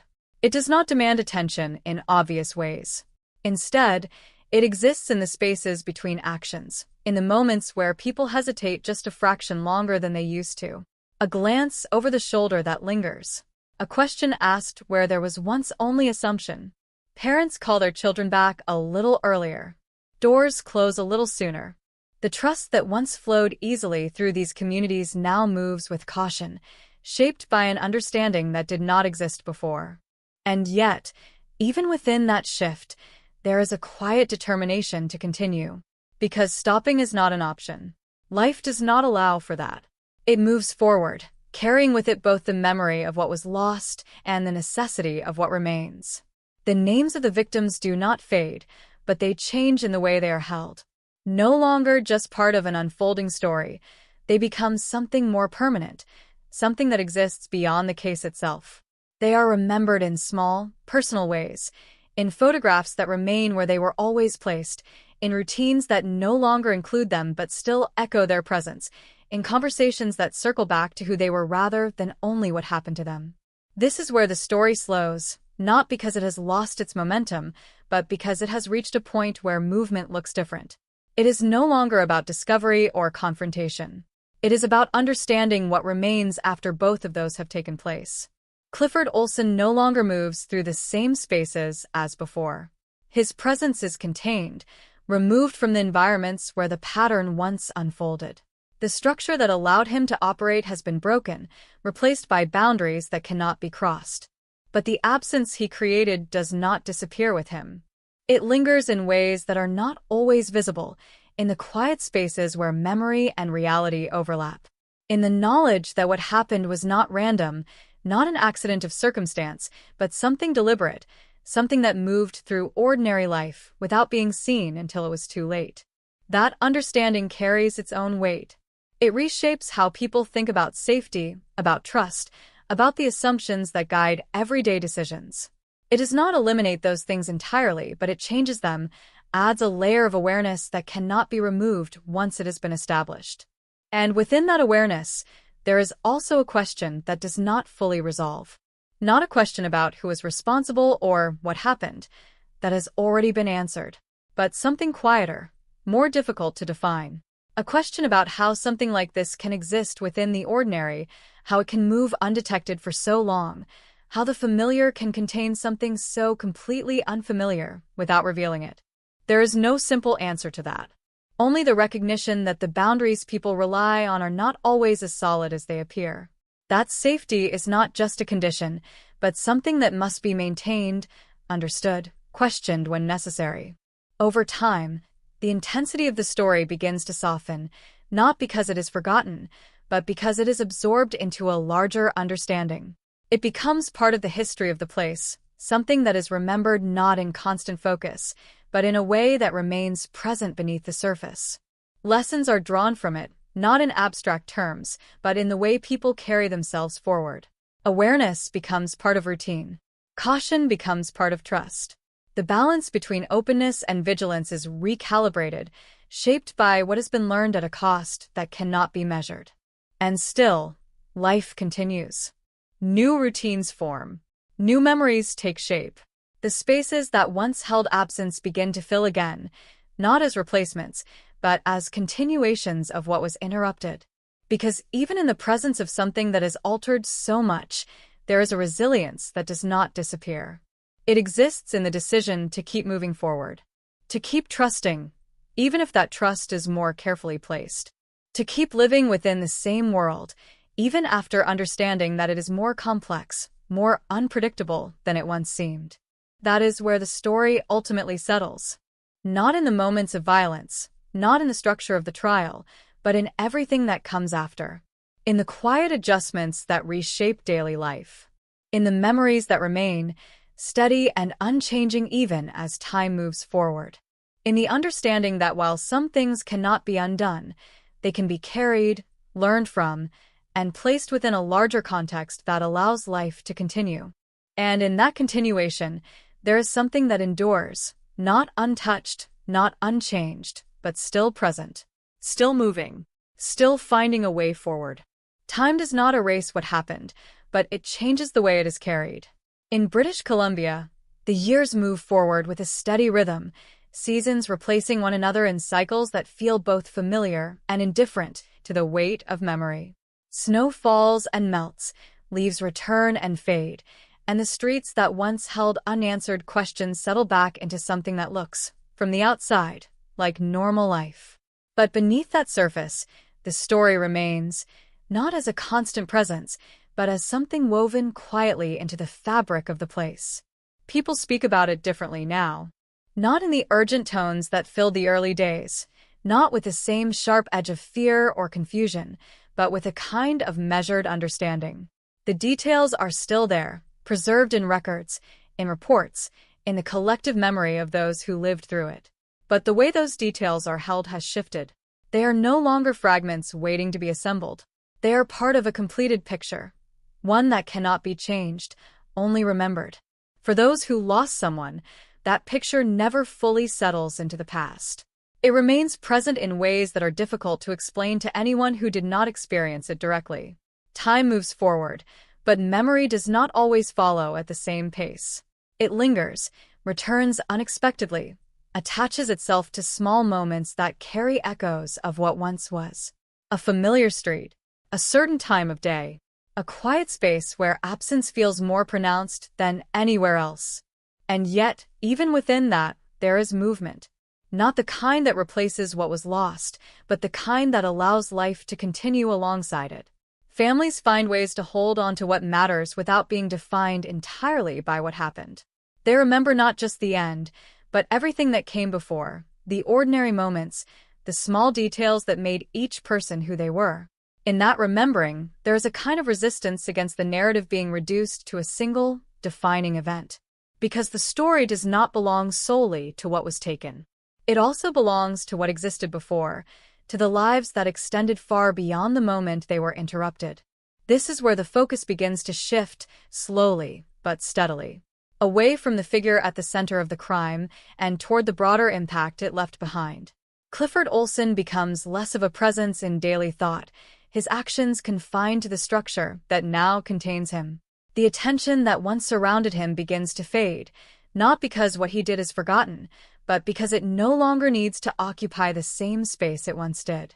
What remains is something different, a heightened awareness, carried forward in ways that are both visible and subtle. Communities adapt, not through dramatic changes, but through small adjustments that accumulate over time. Parents teach their children to be more cautious, to question situations that might once have seemed harmless. Schools reinforce these lessons, not as a reaction to a single event, but as part of a broader understanding of safety. These changes do not eliminate risk. They do not create a world where nothing can go wrong, but they reshape the way people move through that world, adding layers of awareness that were not as present before. And within that shift, there is also a broader reflection that begins to take shape. Not just about what happened, but about how it was allowed to happen, how something so deliberate could exist within ordinary life without being recognized sooner. This reflection does not lead to simple answers. It raises questions about perception, about the assumptions people make based on appearances, about the ways in which normality can be constructed and maintained even when something beneath it is not what it seems. These are not questions that can be resolved fully, but they remain, shaping conversations, influencing the way people think about trust, about vigilance, about the balance between openness and caution. Over time, the story becomes part of something larger. It is no longer just an isolated case, but a reference point, a reminder of how quickly certainty can shift, how important it is to pay attention to the details that might otherwise be dismissed. It becomes part of training, part of discussions, part of the way future investigations are approached. The lessons drawn from it extend beyond the immediate context, influencing how similar patterns are recognized and addressed in the years that follow. And still, beyond all of that, life continues in its own steady way. New families move into the same neighborhoods. Children grow up on the same streets, forming their own routines, their own memories. The spaces that once held fear begin to hold something else, something shaped by time, by distance, by the natural process of moving forward. But the past does not disappear. It remains, not as something that dominates the present, but as something that exists alongside it. A quiet presence, a reminder that even in the most ordinary places, there are moments that can change everything. And perhaps that is where the story finds its final shape. Not in a conclusion that resolves every question, not in a sense of closure that feels complete, but in the understanding that what happened has become part of a larger continuum. A moment that altered the way people see the world, the way they move through it, the way they understand the fragile line between what feels safe and what truly is. That understanding does not fade. It settles. It becomes part of the way things are carried forward, shaping the future in ways that are not always visible, but always present. Long after the case has been closed, after the documents have been filed and the headlines have faded into archives, there is a quieter layer of impact that continues to unfold beneath the surface of everyday life. In British Columbia, the story does not end with the final verdict or the last public statement. It lingers in the systems that were forced to confront their own limitations, in the questions that did not disappear simply because a name was attached to the crimes. Investigators who once worked the case carry it with them, not as a constant burden, but as something that reshapes how they see future patterns. When new cases emerge, when details begin to align in ways that feel familiar, there is a different kind of attention brought to them. Not faster, not reckless, but more attuned to the possibility that what appears isolated might not be. They remember how long it took for the connections to become clear. They remember how absence can disguise itself as coincidence. And that memory becomes part of their process, influencing decisions in ways that are not always visible from the outside. Procedures evolve quietly. Communication between departments becomes more deliberate, more structured. Information that might once have remained confined to a single case is now examined in relation to others, even when the connections are not immediately obvious. These changes are not dramatic enough to draw public attention, but they represent a shift in how investigations are approached, a recognition that patterns do not always reveal themselves unless they are actively sought. There is also a deeper reflection that takes place, one that extends beyond procedure into something more difficult to define. A recognition that danger does not always exist at the edges of society, where it is easier to identify and isolate. Sometimes it exists within the ordinary, carried by individuals who understand how to blend into the very environments that are meant to feel safe. Clifford Olson becomes part of that understanding, not as a singular anomaly, but as an example of how appearances can be constructed, how behavior can be controlled in ways that prevent suspicion from forming. His case is studied not only for what he did, but for how he was able to do it for as long as he did. This is where the conversation becomes more complex, because it is no longer just about the actions themselves, but about the conditions that allowed those actions to go unnoticed, the assumptions that were made, the signals that were missed or dismissed, the ways in which normality can obscure what lies beneath it. These reflections do not lead to easy conclusions. They raise more questions than they answer, challenging the idea that safety can ever be fully guaranteed. But they also contribute to a broader awareness, one that extends beyond the specific case, and into the way people think about risk, about observation, about the importance of paying attention to what does not immediately stand out. For the communities affected, this awareness becomes part of daily life in subtle ways. It does not dominate their existence, but it influences it. It shapes conversations between parents and children, the way routines are structured, the small decisions that are made without being fully articulated. Trust is not lost, but it is recalibrated. It becomes something that is given with more consideration, more awareness of the factors that might influence it. People learn to look a little closer, to question a little more, not out of fear, but out of an understanding that the world is more complex than it once seemed.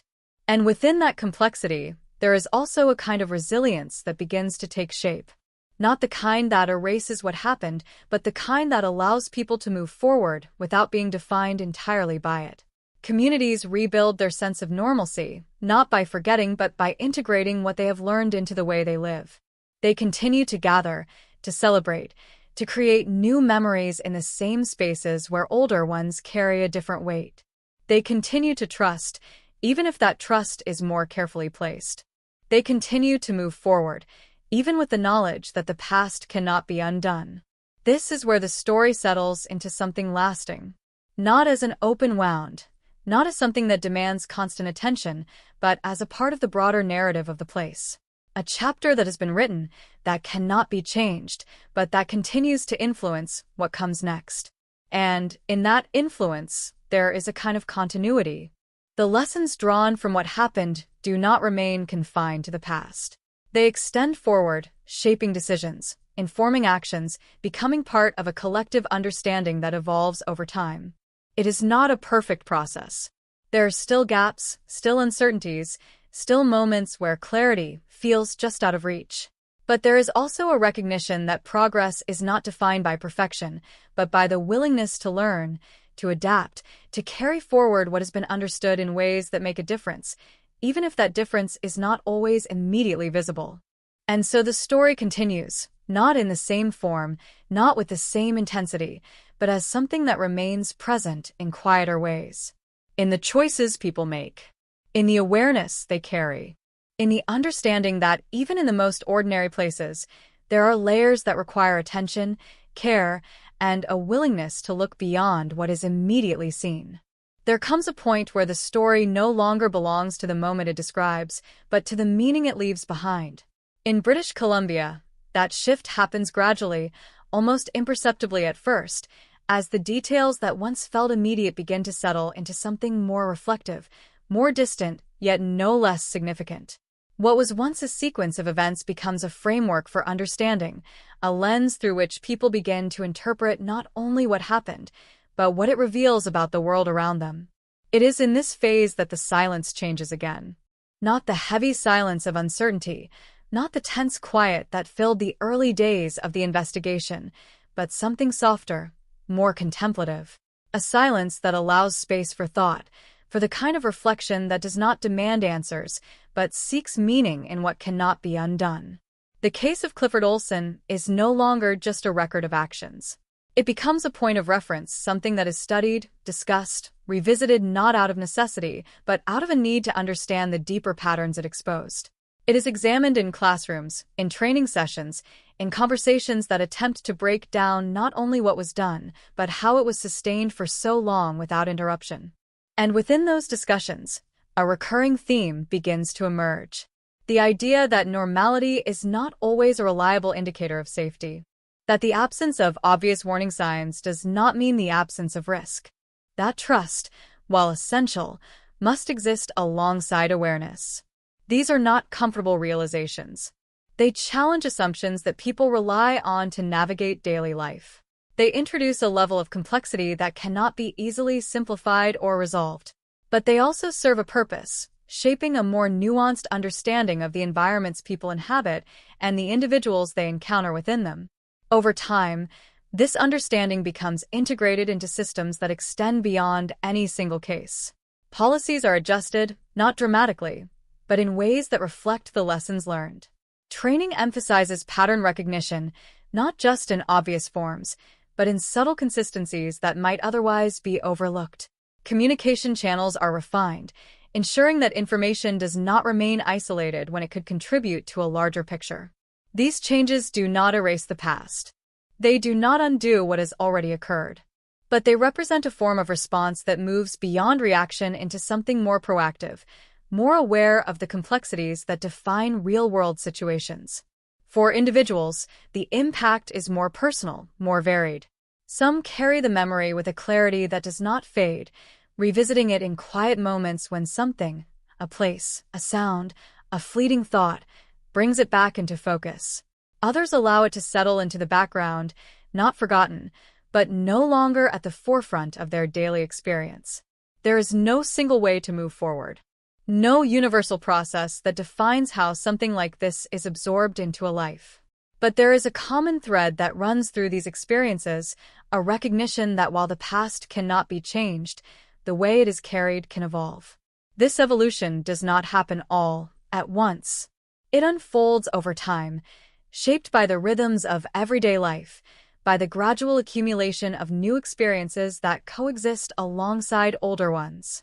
It is not about replacing what was lost, but about finding a way to continue in its presence, to allow it to exist without allowing it to define everything that comes after.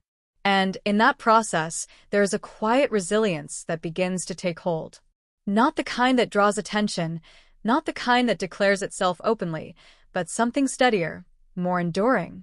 A willingness to keep moving forward, to engage with the world despite the understanding that it is not as simple as it once seemed. This is where the story finds a different kind of closure. Not in the resolution of every question, not in a sense of completeness that leaves nothing unresolved, but in the acceptance that some aspects will always remain beyond full understanding. That there are limits to what can be explained. That there are elements of human behavior that resist easy categorization. And that acknowledging those limits is part of moving forward in a way that is both realistic and grounded. The legacy of what happened does not exist in a single form. It is present in the systems that have adapted, in the individuals who carry the memory, in the broader awareness that has taken shape over time. It is reflected in the way people approach situations that once might have seemed straightforward, in the questions they ask, in the attention they give to details that might otherwise have been dismissed. And perhaps most importantly, it exists in the understanding that vigilance and compassion are not opposing forces, but complementary ones. That being aware does not require becoming closed off. That recognizing risk does not eliminate the capacity for trust, but refines it. This balance is not easy to maintain.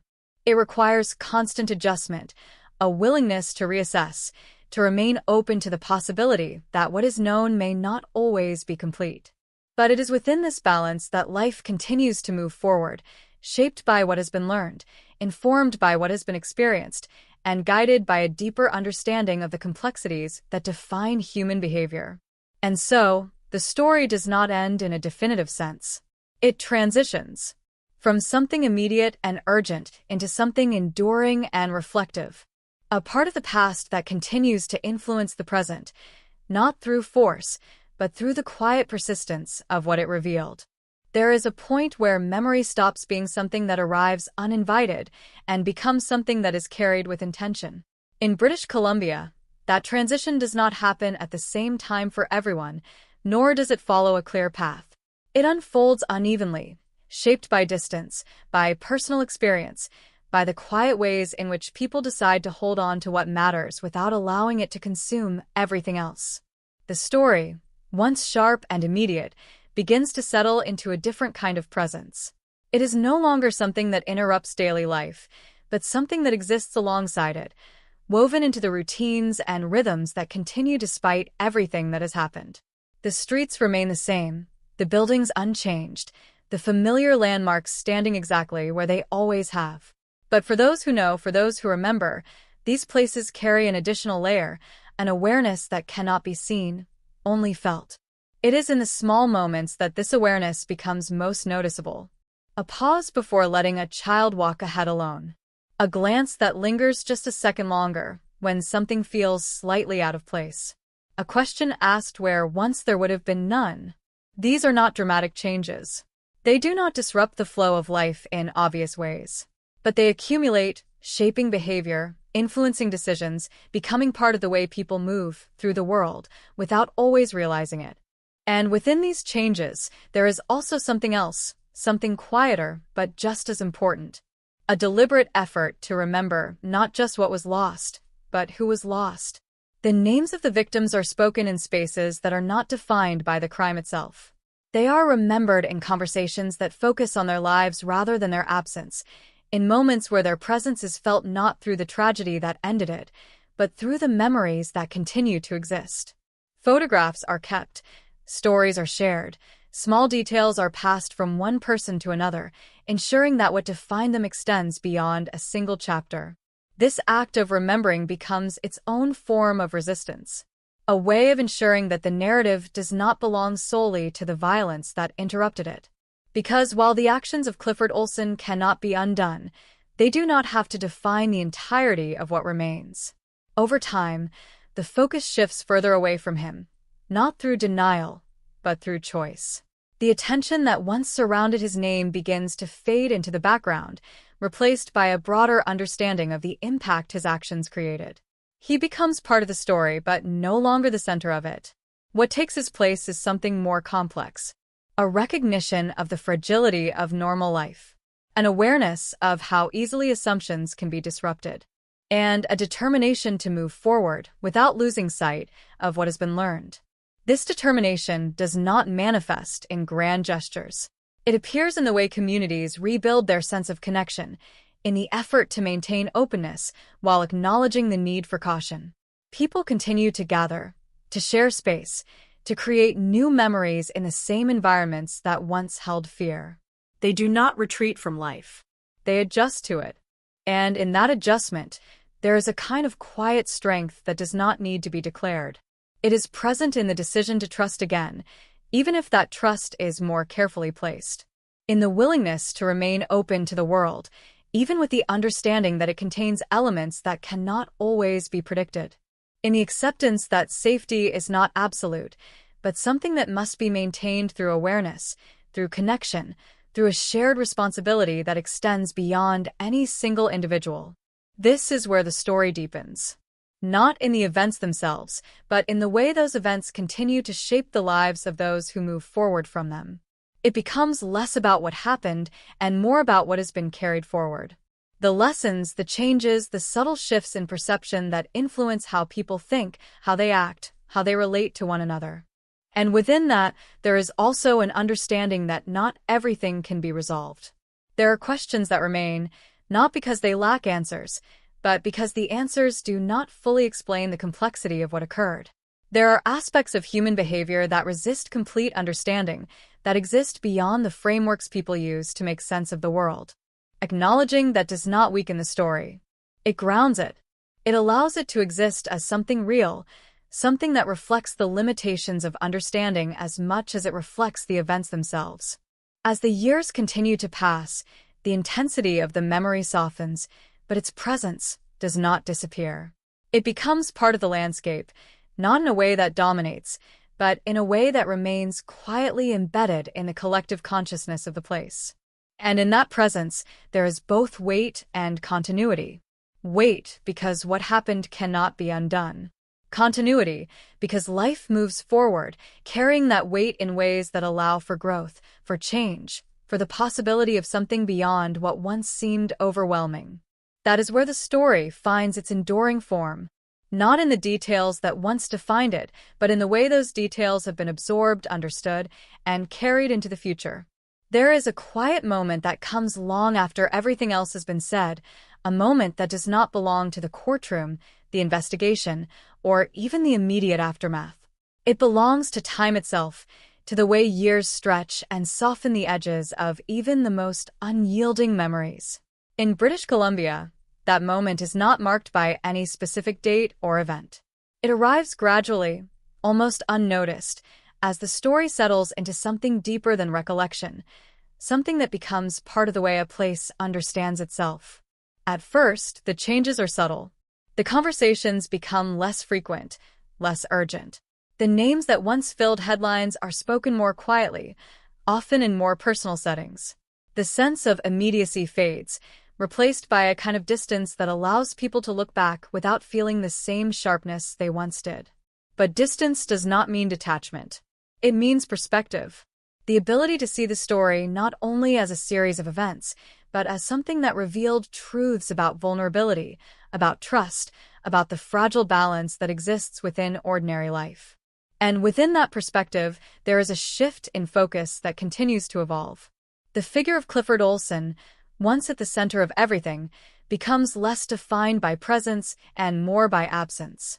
His actions remain, recorded and understood, but his influence over the narrative diminishes. He is no longer the focal point through which everything is interpreted. Instead, the attention moves outward, toward the people who lived through it, toward the systems that adapted in response, toward the quiet, ongoing process of rebuilding a sense of normalcy that had once been disrupted. This outward movement changes the tone of the story. It becomes less about confrontation and more about continuity, less about the moment of impact and more about what followed. Because what followed did not happen all at once. It unfolded slowly, in ways that were not always visible, in decisions that were made without fanfare or recognition. Communities adjusted, not by abandoning what they were, but by incorporating what they had learned into the way they functioned. Safety became a conversation rather than an assumption. Awareness became part of routine rather than a reaction to fear. And within those changes, there was a kind of collective effort to ensure that what had happened would not be dismissed as an isolated anomaly, but understood as something that carried broader implications.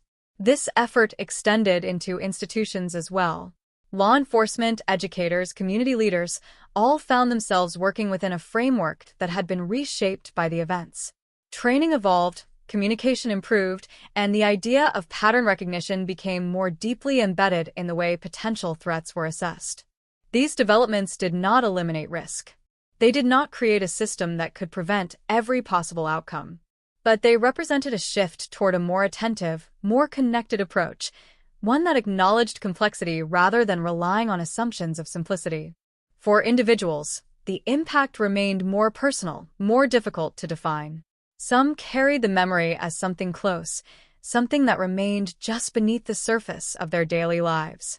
Others allowed it to move further into the background, not forgotten, but no longer central to their experience. Both responses were valid. Both reflected the different ways people adapt to what they cannot change. And within those adaptations, there was a shared understanding that while the past could not be undone, it could be integrated into the present in ways that allowed life to continue. This integration was not about resolution in the traditional sense. It was about coexistence.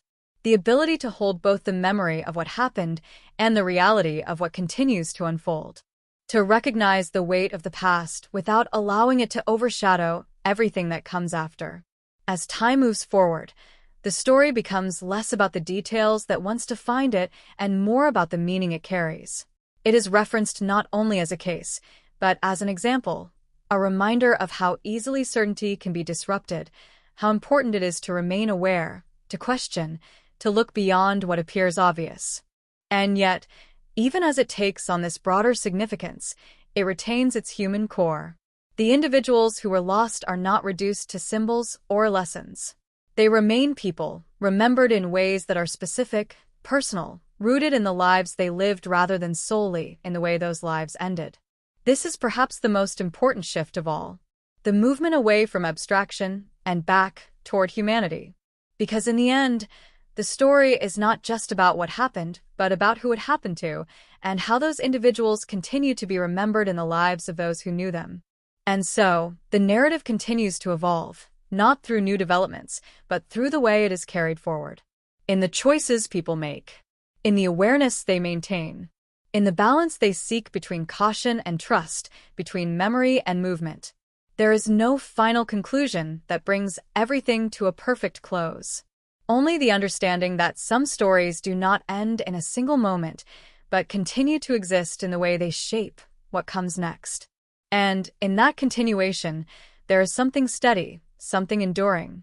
A recognition that even in the presence of what cannot be changed, there is still the possibility of growth, of adaptation, of moving forward with a deeper awareness of the world and the people within it.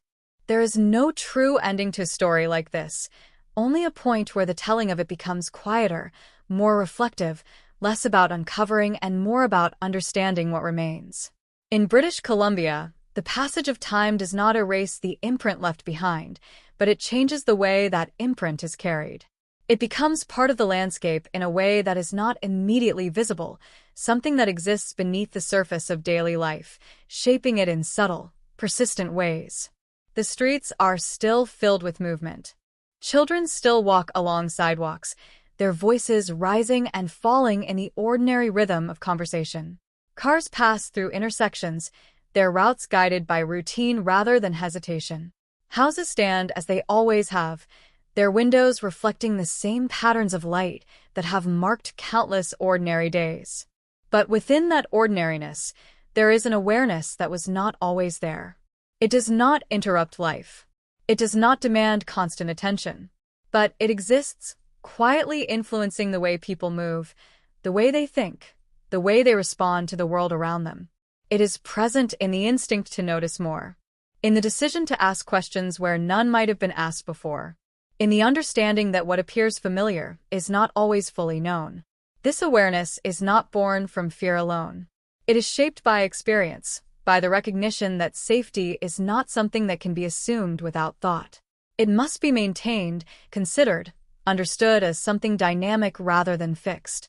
And within that understanding, there is also a deliberate effort to preserve something equally important, the ability to continue living without being consumed by what has already happened. Because to exist only within the shadow of the past would be to allow it to define everything that comes after. And that is not how people move forward. They carry the memory, but they do not allow it to become the only narrative. The name of Clifford Olson fades further into the background with each passing year, not erased, not forgotten, but no longer the central force that shapes the story. His actions remain recorded, understood, acknowledged for what they were. But the attention that once surrounded him diminishes, replaced by something more enduring. The focus shifts to what continues, to the lives that were impacted and the ways in which those lives have adapted, endured, and moved forward.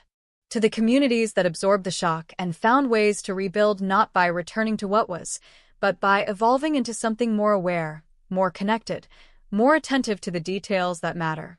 This evolution is not dramatic. It does not arrive with clear markers or declarations. It happens in small, consistent ways, in conversations that pass knowledge from one generation to the next, in the habits that are formed without being consciously recognized as responses to the past, in the quiet decisions that shape how people interact with their surroundings. Over time, these small changes accumulate, forming a foundation that is stronger not because it is unbreakable, but because it is informed, because it understands a possibility of disruption and chooses to remain attentive rather than unaware. And within that foundation, there is also space for something else, for resilience. Not the kind that denies what happened, but the kind that acknowledges it fully and still finds a way to continue. This resilience is not loud. It does not seek recognition. It exists in the simple act of living, of creating new memories, of building connections, of allowing joy to exist alongside the understanding of loss. It is present in the way people return to the same places, not as acts of defiance, but as expressions of continuity. In the way laughter returns, not as a replacement for what was lost, but as a reminder that life contains more than a single chapter. This is where the story finds its final form, not in a resolution that answers every question, not in a conclusion that ties everything together neatly, but in the ongoing process of living with what has been learned. The past remains. The memory endures. But they exist within a larger context, one that includes everything that has come after, everything that continues to unfold, everything that moves forward despite the understanding that some things cannot be changed. And perhaps that is the most honest ending a story like this can have. Not an ending that closes the door completely, but one that leaves it slightly open, acknowledging that the impact of what happened does not stop at a single moment in time. It continues, quietly shaping the world in ways that are not always visible, but always present. And in that quiet continuation, there is both weight and hope. Weight, because the past cannot be undone. Hope, because the future is still being written, shaped by the awareness, the resilience, and the choices of those who carry the story forward.